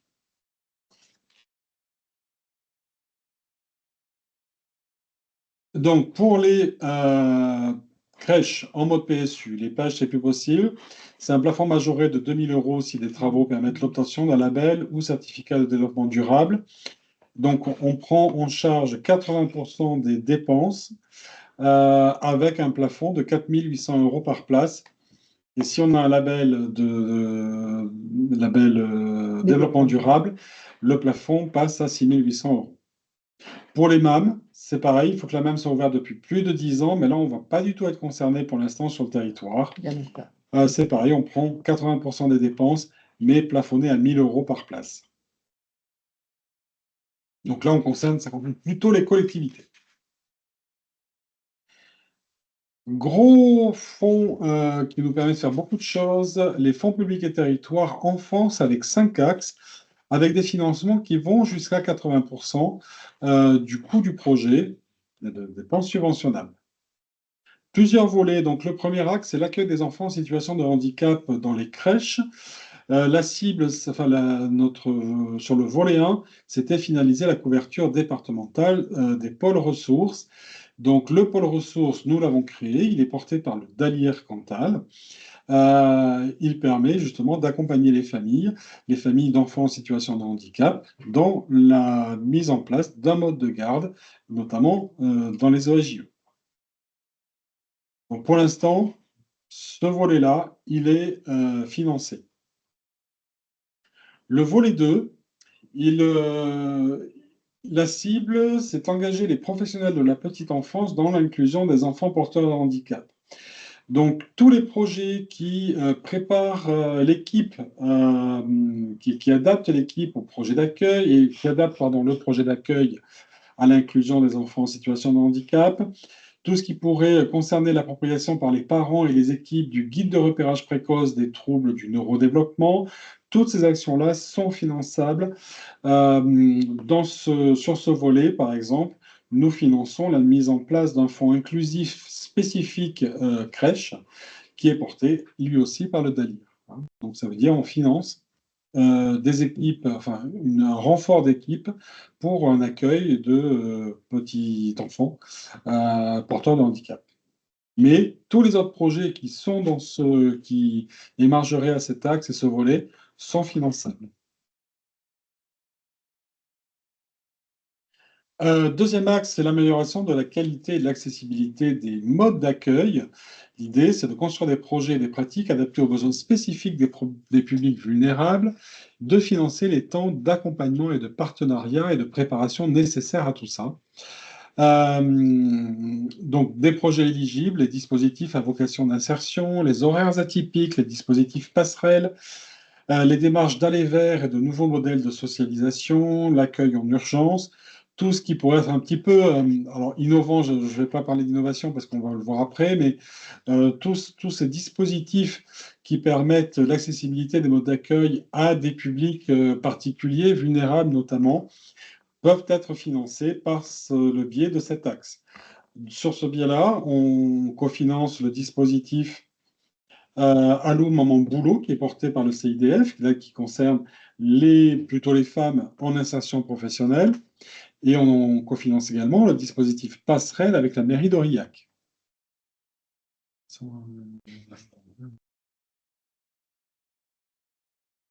Je répondrai après à la Mazarotte, hein. Voilà, mais si vous avez d'autres questions, pardon, d'autres projets qui sont éligibles, notamment sur même une expérimentation sur des horaires atypiques, le dispositif passerelle, oui, mais attention, nous allons avoir des exigences en termes de partenariat et de ficelage en fait de projets, hein. Mais voilà, vous n'hésitez pas, vous pouvez nous faire des demandes sur cet axe-là. Deuxième volet, toujours sur cet axe, c'est enrichir les équipes et les projets d'accueil avec l'ambition de favoriser l'amorçage de trajectoires visant à atteindre un niveau supérieur au socle prévu par le cadre normatif applicable ou sa consolidation. Les principes, c'est financement de l'amorçage de trajectoires d'élévation de la qualité à l'échelle d'un établissement ou d'un réseau d'établissements. Donc tout projet qui pourrait apporter une des plus-values qui pourrait élever la qualité de l'accueil dans les crèches sont finançables sur ce volet-là et cet axe-là. Par exemple, on a deux thématiques, enrichir les équipes dans les crèches, mutualiser et mettre en réseau certaines fonctions, les coordinateurs pédagogiques, les psychologues, les psychomotriciens, les ergonomes, les référents qualité de vie, soutenir les fonctions managériales en EAJE, parcours d'accompagnement à la prise de fonction, mise en œuvre d'analyse de la pratique pour les responsables de crèche, et financer les EAJE dans l'ambition et le lien étroit avec la recherche, notamment si vous accueillez des étudiants stagiaires, et une actualisation continue des connaissances des professionnels de terrain. Donc tous les projets qui sont dans cette thématique peuvent être cofinancés. Là encore, je vous conseille de vous rapprocher de votre chargé de conseil et de développement. Et la deuxième thématique, c'était tout ce qui peut concerner la charte d'accueil du jeune enfant, comment on associe les parents à tout ça, l'éveil artistique et culturel, le contact avec la nature, la transition écologique, la transformation systémique des projets par la prise en compte des objectifs de développement durable et l'animation de la qualité et l'évaluation aussi, hein, tout ce qui est projet mise en place d'une animation de la qualité à l'échelle d'un territoire.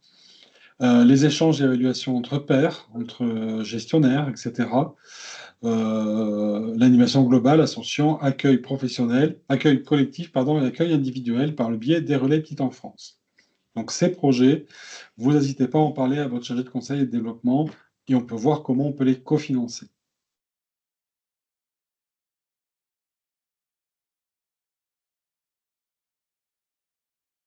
Toujours sur cet axe, je vais assez vite, hein, mais vous retrouverez tout ça dans le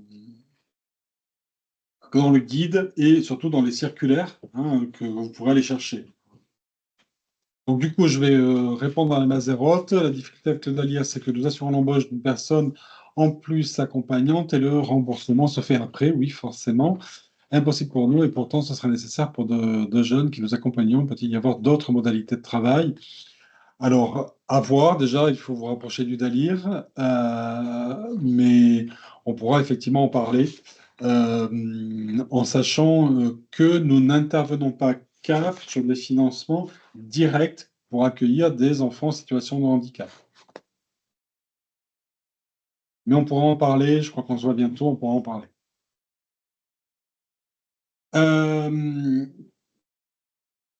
Donc, l'amélioration de la qualité et de l'accessibilité des modes d'accueil, notamment l'accessibilité de l'accueil par un assistant maternel.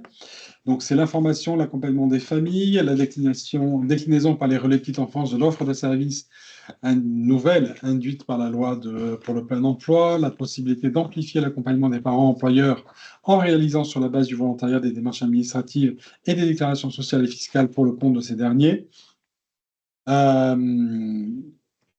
Et Relais Petite Enfance, c'est un service de proximité caractérisé par un fort ancrage territorial. Donc, la cible, encore une fois, c'est accompagner le recours à l'accueil individuel. C'est permettre, donc, l'ambition de cet axe, c'est vraiment de permettre le recours à l'accueil individuel pour toutes les familles. Donc, tous les projets, encore une fois, ils visent à faciliter ce recours à l'accueil individuel, en sachant que sur nos territoires, on a une grosse hémorragie des assistantes maternelles, donc ça va devenir plus problématique. Mais voilà, si vous avez des projets là-dedans, on peut les cofinancer. Deuxième volet, accompagner la qualité des projets et des pratiques professionnelles au cours de la carrière. Donc,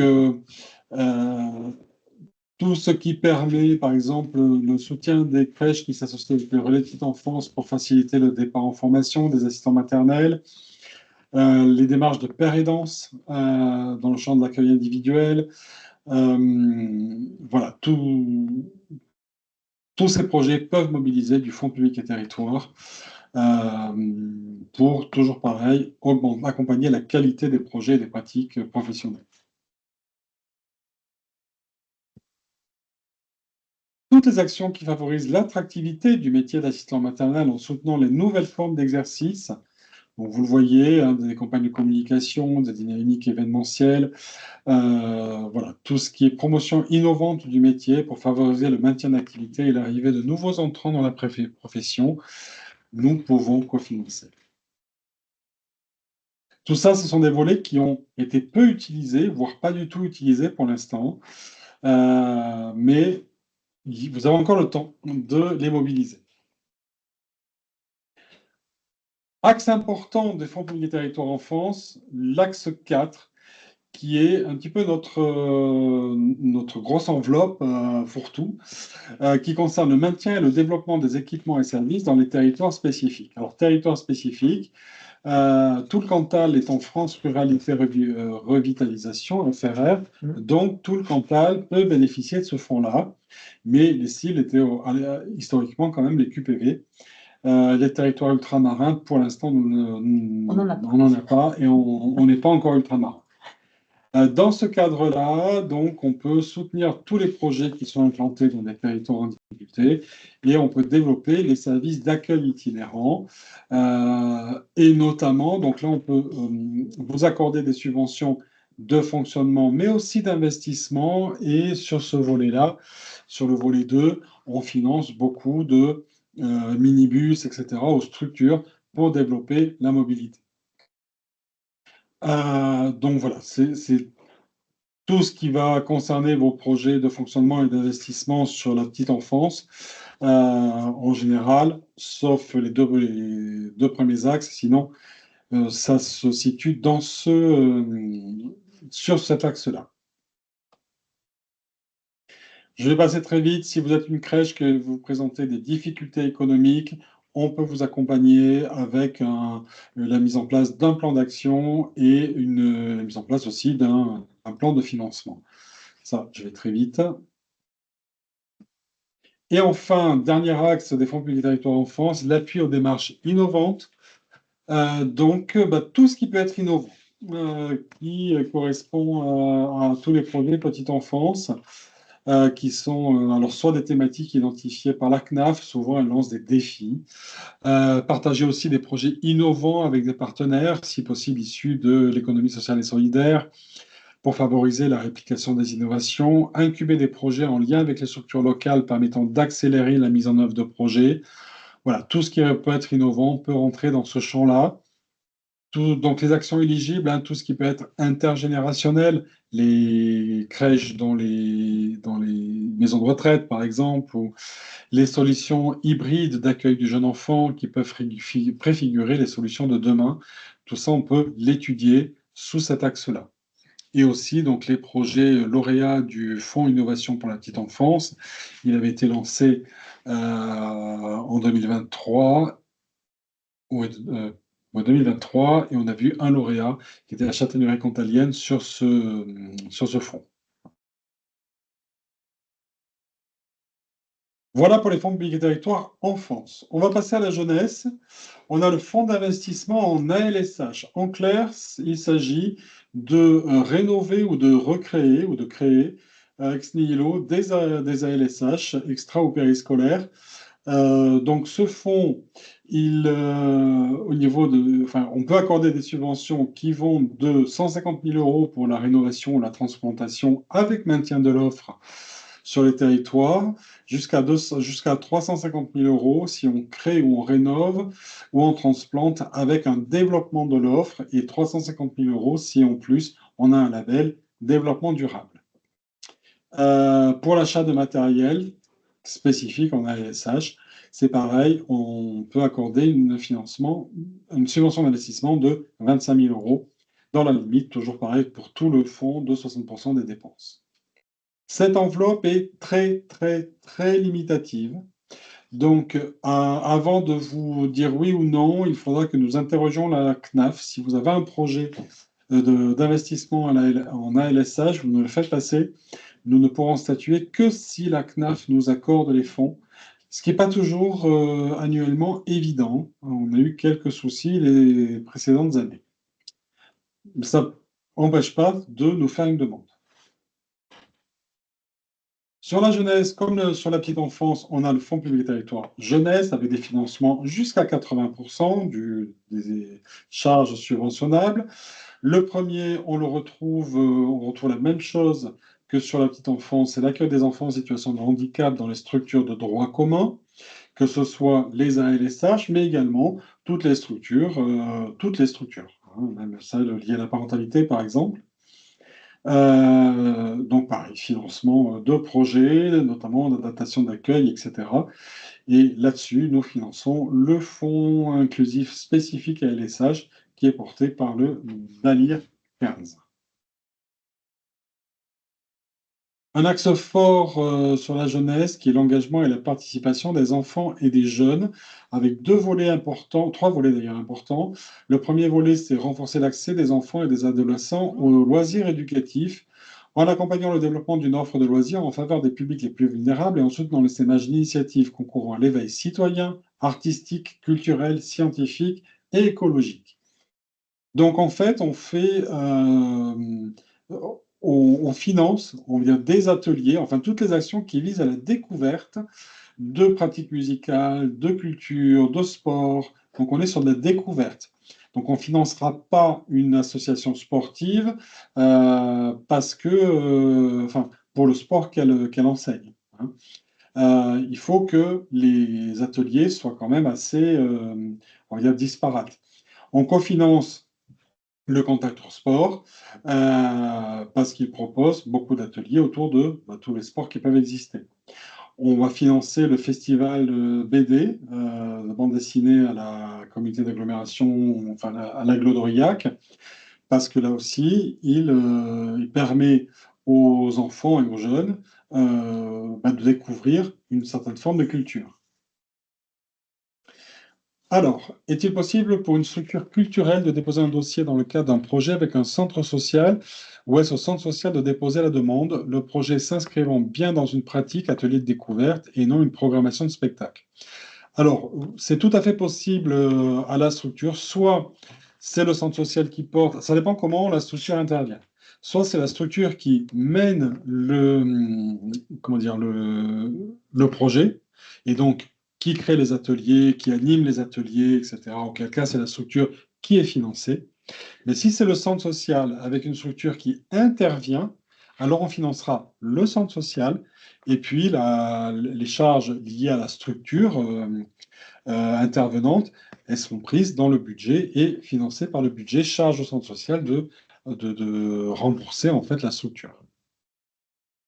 Mais les deux sont possibles en fonction de qui mène le projet. Le projet de A à Z, hein. Voilà, donc je disais tout à l'heure que dans les champs d'action, on ne financera pas les programmes culturels, enfin culture et sport, sauf sur cet engagement participation des enfants et des jeunes sur cet axe-là. Si découverte durant des temps périscolaires, une aide est-elle possible? Oui, à condition, nous bénéficions déjà de la prestation de service à l'AE. Alors, non, du coup. Si vous percevez une prestation de service pour du périscolaire, c'est inclus dans le périscolaire. Si vous sortez le projet du périscolaire, alors il peut être financé.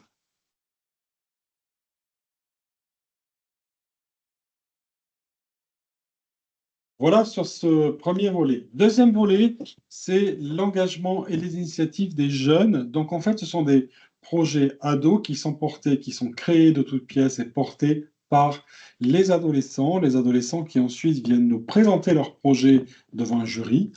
Euh, et, euh, et donc, les administrateurs statuent, oui ou non, ils accordent une subvention. Je ne l'ai pas noté, mais la subvention maximale sur ces projets par la CAF, en tout cas, elle est de 5 000 euros. Alors nous, on n'est pas sur une somme aussi importante, mais ça peut aller de 500 à 1500 euros. Qui peuvent être cumulables, évidemment, Complètement. CAF et MSA, en fonction du territoire de réalisation, enfin, du territoire des jeunes. Voilà, on insiste sur le fait que ce sont des projets qui doivent être vraiment portés par les jeunes, donc avec un accompagnement, oui, soit par des référents jeunesse, soit par des animateurs, mais ce sont les jeunes qui montent le projet de A à Z. Ouais, c'est pas le projet de la structure. Non. Troisième volet, c'est soutenir les initiatives numériques en direction des enfants et des jeunes. Donc tout ce qui est soutien aux projets d'éducation aux médias et au numérique à destination des enfants et des jeunes, c'est un volet qu'on ne mobilise jamais. Pourtant, je suis certain que vous faites des choses sur ce volet. Donc sachez que vous pouvez bénéficier de financement sur ce volet. Et là, on est toujours à 80%. Merci. Comme en enfance, on a l'axe 4 qui est le maintien et le développement des équipements et services dans les territoires spécifiques. Tout le monde est en France Ruralité Revitalisation. Donc, on peut accorder des subventions de fonctionnement et des subventions d'investissement sur les mêmes, dans tous les projets et notamment tout ce qui est projet itinérant autour de la jeunesse. Je passe rapidement.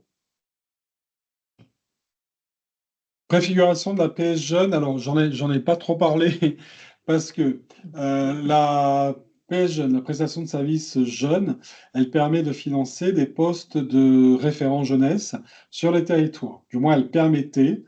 Donc, on a maillé une partie du territoire avec ces PS jeunes, sauf qu'aujourd'hui, la CNAF a fermé les robinets. On ne peut plus faire de développement là-dessus.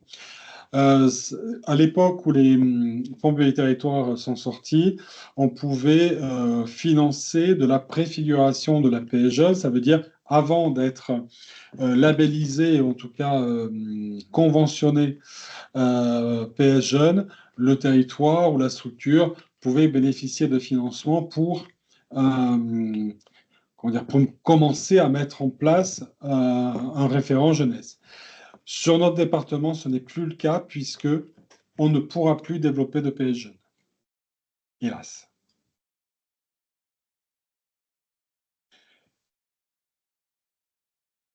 Ça, c'est bon. Et comme la petite enfance, on a également toutes les démarches, l'appui aux démarches innovantes, toutes démarches, la même chose, hein, qui concourent à une innovation.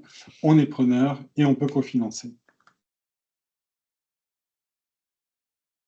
Dernier axe sur la jeunesse, c'est le renforcement de la lutte contre la non-décence des logements et la promotion des projets en faveur du logement des familles, des jeunes et du cadre de vie. Le premier volet, c'est renforcer la lutte contre la non-décence par une contribution au financement des diagnostics de décence des logements. Donc, alors là, on s'adresse plutôt aux collectivités. Donc, si vous devez mettre en place des diagnostics de décence de logement, vous pouvez faire appel à nous pour du cofinancement. Il faut vous rapprocher du service social de la CAF, des travailleurs sociaux, par rapport à ça. Mais vous pouvez passer par moi ou par votre chargé de conseil et de développement. Deuxième volet, c'est contribuer à la promotion et à l'émergence de nouvelles formes de logement en faveur des jeunes adultes et des familles. Donc, on est plutôt dans l'innovation. Par exemple, la colocation solidaire, le logement intergénérationnel, le logement solidaire ou partagé, le logement adapté. une meilleure organisation de la rencontre entre offre et demande de logement, tout ce qui peut être un peu novateur, on peut le cofinancer, pardon. Sur ce volet, on finance les compagnons bâtisseurs sur le projet Bricobus solidaire du Cantal. Voilà.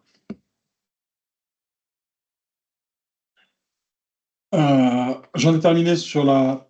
Alors, pas tout à fait sur la jeunesse, mais sachez que puisqu'on est toujours sur les fonds publics et territoires, il y a un nouveau volet animation de la vie sociale et parentalité. Donc, on fait, jusqu'à présent, on finançait des structures liées à la petite enfance, liées à la jeunesse, donc à LSH notamment, ou à LSH Ado. Mais là, on a l'axe 4, qui est toujours pareil, hein, des projets, alors plutôt investissement, pour des structures d'animation de la vie sociale, centres sociaux, espaces de vie sociale, mais également des structures que l'on finance sur la parentalité. Je pense aux espaces rencontres, à la médiation familiale, aux futurs lieux ressources parentalité. Donc, vous pourrez bénéficier d'investissements qui sont plus liés en fait à votre structure et pas forcément, comme ça a été jusqu'à présent, à la jeunesse. Donc, quand je disais tout à l'heure, subvention, enfin première commission, subvention d'investissement, allez-y, faites-nous vos demandes parce que pour l'instant, on a une enveloppe, on ne sait pas ce qu'elle va devenir. Ça marche aussi pour ce volet-là, hein, centres sociaux pas centres sociaux, animation de la vie sociale et parentalité. Si vous avez des besoins, je ne sais pas, moi, bureau, enfin mobilier, informatique, etc., vous n'hésitez pas à nous faire vos demandes à partir du moment où la CAF finance un équipement parentalité et animation de la vie sociale. Toujours sur les jeunes, on a l'appel à projet annuel qui s'appelle Promotion des valeurs de la République, prévention du repli communautaire et prévention de la radicalisation. Alors, pour l'instant, je crois et j'espère toujours que sur le Cantal, on est un petit peu préservé hein, de tout ce qui peut être radicalisation et prévention de la radicalisation, en espérant que j'ai toujours juste. Donc, on met plutôt l'accent chez nous sur la promotion des valeurs de la République. Tous les projets qui sont donc qui font la promotion des valeurs de la République, la pédagogie autour de la radicalisation, le contre-discours, le développement de l'esprit critique. Je pense qu'on n'a pas forcément besoin de radicalisation pour développer l'esprit critique hein, de nos jours. Le renforcement du vivre ensemble, de la prévention du repli communautaire, l'éducation au numérique, même si c'est pas vraiment le but quand même de cet appel à projet. Le soutien à la parentalité dans les domaines précités, hein, autour de la radicalisation, donc on est moins impacté. Nous pouvons financer le projet jusqu'à 80%. C'est un appel à projet annuel. Et là, actuellement, on finance les ambassadeurs de la citoyenneté qui est porté par Unicité. Pardon. Sur certains territoires, est-ce que les visites parloirs enfants-parents peuvent entrer dans le cadre des projets de soutien à la parentalité? Oui. Alors, ce n'est pas des visites parloirs, je vais en parler après. C'est un dispositif particulier, mais visite parloir telle quelle, pour l'instant, non. Je ne suis pas encore sur la parentalité. Là, on est vraiment sur les promotions de la valeur de la République et prévention de la radicalisation. Mais je vais en parler de ce que vous évoquez. Je ne sais plus ce que je voulais dire. Non, c'est bon, j'ai fini là-dessus. Oui, pardon, je pense enfin, sur certains territoires, on peut avoir besoin voilà, de faire la promotion des valeurs de la République. Donc, vous n'hésitez pas, ou quand on travaille aussi avec certains publics, voilà, faire cette promotion, en tout cas informer sur ce qu'est la République et nos valeurs. Ce fonds, il sert à ça. On a enfin le Fonds national parentalité qui a été complètement restructuré avec 4 axes d'intervention. On va être concerné, enfin, vous allez être concerné surtout par 2. Le premier axe, c'est l'implication et la participation des familles avec des interventions collectives. J'insiste sur le collectif. Donc, le premier volet, ce sont des actions collectives d'échange et d'entraide entre parents. Donc, des groupes d'expression, d'échange, d'entraide entre parents et des temps forts dédiés à la parentalité, tels que des conférences, des ciné-débats, des journées thématiques. Voilà. En lien avec ce que j'ai dit, ce que l'on a dit tout à l'heure sur quel type de porteur peut faire quoi, hein. Voilà, soit des groupes d'expression, des cafés parents, et cetera, soit des conférences, des ciné-débats, et cetera. Financement, pareil, jusqu'à 80 dans la limite de l'enveloppe. Deuxième volet, ce sont des activités et ateliers partagés, pardon, parents-enfants.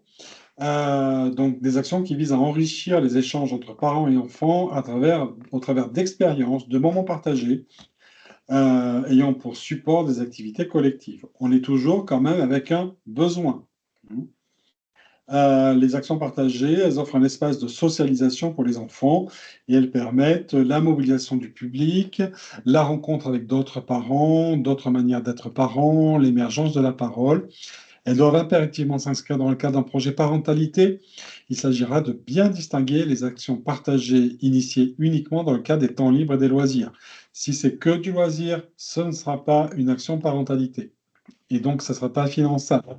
Pour qu'elle devienne une action parentalité, comme tout précédemment, il nous faut une problématique, ou en tout cas un besoin, un objectif, etc., etc. Maintenant, vous connaissez la chanson.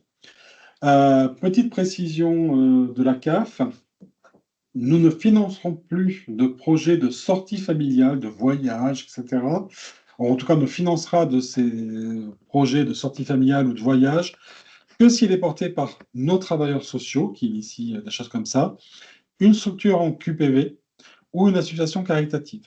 Toujours pareil, raréfaction de nos financements, nous ne pouvons plus financer des voyages pour tout le Cantal. Donc on est vraiment, là on referme un petit peu la voilure. Structure en quartier prioritaire de la ville, une association caritative ou nos travailleurs sociaux. Mais toutes les autres activités et ateliers partagés par enfants, nous pouvons les financer. Deuxième axe, et alors là je vais passer très vite parce que nous n'allons pas sur cet axe-là, ce sont de nouvelles formes d'accompagnement des parents avec des interventions individuelles. Donc, il y a une première expérimentation sous l'angle de l'accompagnement des parents en présentiel. Et là, on ne fait pas partie des CAF expérimentatrices, donc c'est même pas la peine de proposer un projet. Et enfin, un deuxième volet qui est l'accompagnement à distance avec une écoute téléphonique. C'est pareil, la décision de ma direction, c'est de ne pas financer de projet sur ce volet. Trop compliqué à mettre en œuvre et puis à suivre surtout. En termes de moyens humains, on ne peut pas le suivre. Donc, nous n'irons pas sur ce projet-là. Donc, je passe très vite sur ce deuxième axe. Le troisième axe, c'est ce qui nous intéresse aussi, c'est le développement des services et lieux ressources parentalité.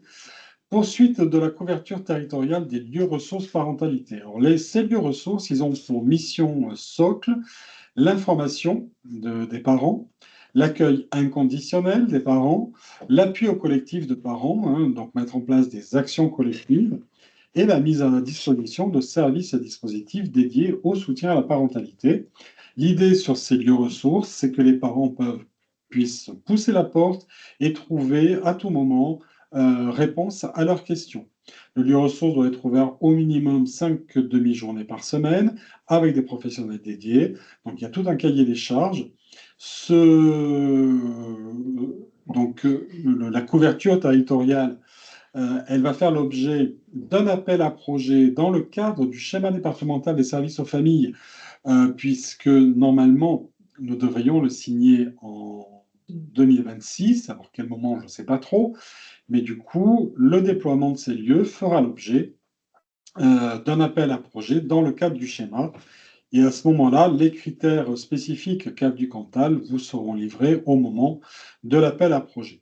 Et donc, vous pouvez retrouver de toute façon le détail de tout ça dans la circulaire, en sachant quand même que nous aurons des exigences CAF du Cantal. Donc, ce n'est pas encore fait, ça sera fait en 2026.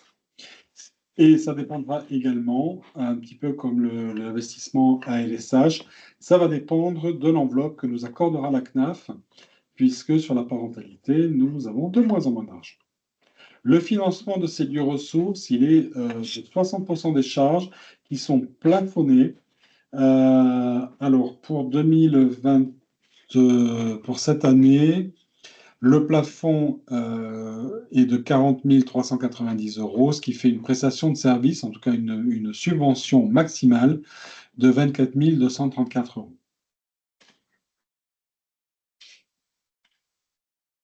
Alors, pour répondre aussi à la question qui a été posée sur les autres services et lieux ressources parentalité, nous pouvons soutenir les relais enfants-parents. Pour l'instant, on n'en a pas dans le Cantal et on est ouvert au financement de ce type de structure. En fait, les REP, ils permettent, donc ils s'adressent aux parents incarcérés. Il offre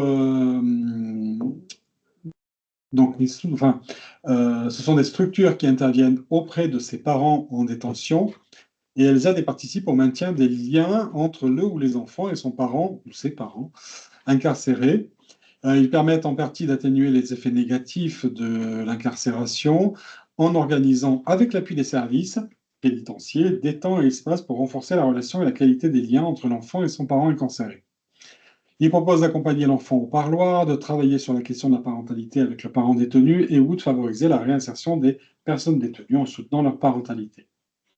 Multiples actions de type rencontres individuelles avec les détenus pour leur permettre d'exprimer les attentes, les visites individuelles et ou collectives, les ateliers parentalité, les séances d'accompagnement de futures mères ou jeunes mères incarcérées avec leur bébé. Voilà, donc tout un ensemble d'actions qui permettent de ne pas détricoter le lien parent-enfant avec des parents incarcérés. Il n'y a que les structures qui seront cofinancées par les services pénitentiaires d'insertion et de probation, le SPIP, qui seront éligibles à un financement dans le cadre de ceux du Fonds national parentalité.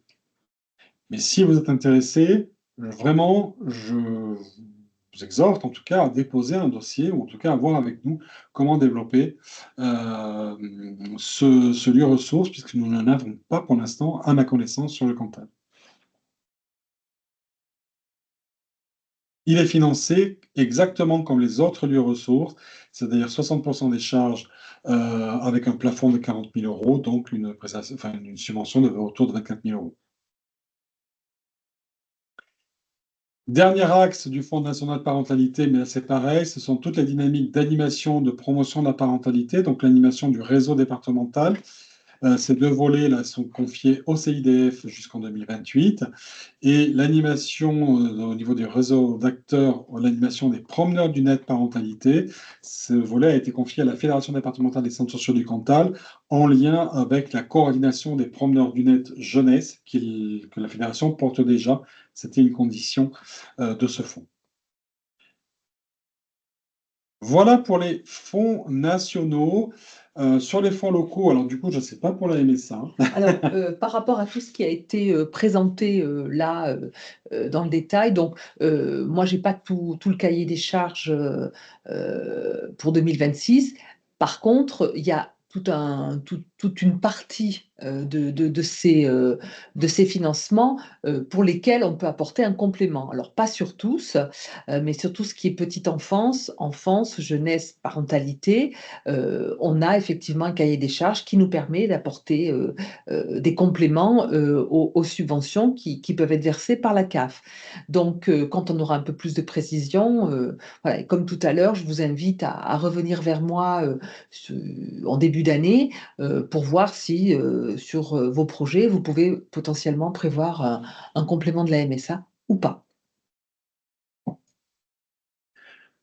De toute façon, si on vous le dira, hein, si on reçoit des projets où il n'y a pas la MSA, mais que vous faites partie d'un territoire prioritaire, on vous reviendra vers vous pour vous dire attention, vous pouvez aussi demander des subventions à la MSA.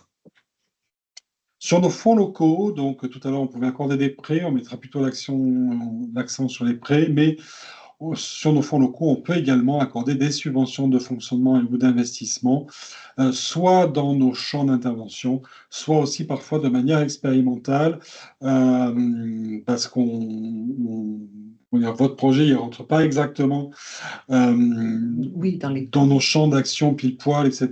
Et on peut essayer d'expérimenter quelque chose. Là, les enveloppes sont très limité. Donc, n'espérez pas des dizaines de milliers d'euros là-dessus, hein. Voilà. Et nous en avons terminé sur notre intervention. Je ne sais pas s'il y a d'autres questions là qui vous viennent. On a balayé vraiment, essayé d'être assez exhaustif, balayé tous nos champs. Donc, de toute façon, si vous avez des questions, donc savoir est-ce que ce projet peut être financé, vous n'hésitez pas soit à revenir vers Muriel pour la MSA, soit vers le service des aides financières collectives. Le plus simple, c'est un mail à afc@caf15.caf.fr. Et puis, on vous répondra. Et puis, si vous êtes sur un territoire un peu spécifique, enfin, sur certains territoires, vous avez vu que vous avez des interlocutrices, hein, les chargées de conseil et de développement. Vous pouvez revenir vers elles aussi pour vous faire préciser les modalités, la faisabilité, la finançabilité, je ne sais pas si ça se dit, de vos projets. Oui. Ouais, l'idée de ce webinaire, c'était vraiment de vous balayer les possibles, hein, et surtout de vous informer sur le fait que CAF et MSA travaillent en étroite collaboration, qu'on se parle, donc on va se parler encore plus si on a un imprimé commun, et de vous donner de nouvelles modalités de traitement des demandes pour que les choses soient bien claires et facilitées dans la gestion derrière. Donc ça veut dire effectivement respecter les délais, respecter les conditions, et parce que quand on est à une date limite par rapport à une commission et qu'on reçoit d'un coup d'un seul 10 dossiers, c'est pas possible pour nous de les étudier tous en même temps dans de bonnes conditions. Donc c'est pour ça qu'on a mis en place tout ça, et que ça permet à chacun de savoir vers où il va et comment il peut s'organiser sur son activité à venir. Voilà. N'hésitez pas à revenir vers nous, effectivement, notre porte est ouverte. Si vous avez des questions, il n'y a pas de mauvaises questions, hein, il n'y a que des réponses à vous apporter. Et puis, vaut mieux un rejet qu'un regret. Donc, n'hésitez pas à venir nous solliciter si vous avez besoin. Ce qui est important aussi pour nous, c'est de balayer l'ensemble des possibilités de financement, parce que souvent, quand vous travaillez avec nous, vous connaissez certains fonds, vous ne connaissez pas forcément tout. Je pense que certains axes des fonds publics et territoires, vous les ignoriez. Donc, on peut, voilà, vous pouvez réfléchir aussi, cogiter à des projets autour des axes que vous ne mobilisez pas encore. Je pense aussi à la prévention, enfin, aux valeurs de la République, par exemple. Donc, voilà, n'hésitez pas. Et comme l'a dit Muriel, notre porte est ouverte. Vous n'hésitez pas à revenir vers nous. En tout cas, si vous n'avez pas d'autres questions, on va s'arrêter là. Donc, je le redis, je ne sais pas encore comment, mais ce webinaire, l'enregistrement du webinaire va se retrouver sur le caf.fr. Le guide des subventions va se retrouver également sur le caf.fr, et ce PowerPoint qu'on vous a présenté également. Laissez-moi quelques jours pour le faire. En janvier, si tout va bien, sur caf.fr, vous trouverez les formulaires pour les demandes 2026, mais aussi pour les bilans 2025. Voilà, donc caf.fr en tout cas pour tout le monde. Et puis, il y a des choses qui seront reprécisées, notamment les échéances, dans le courrier aux partenaires qui est envoyé généralement début février. Voilà. On vous remercie beaucoup, vous étiez quand même très nombreux. Merci de votre participation. Passez une belle journée, passez De belles fêtes. de belles fêtes si on ne se revoit pas. Et puis, on vous dit à très bientôt.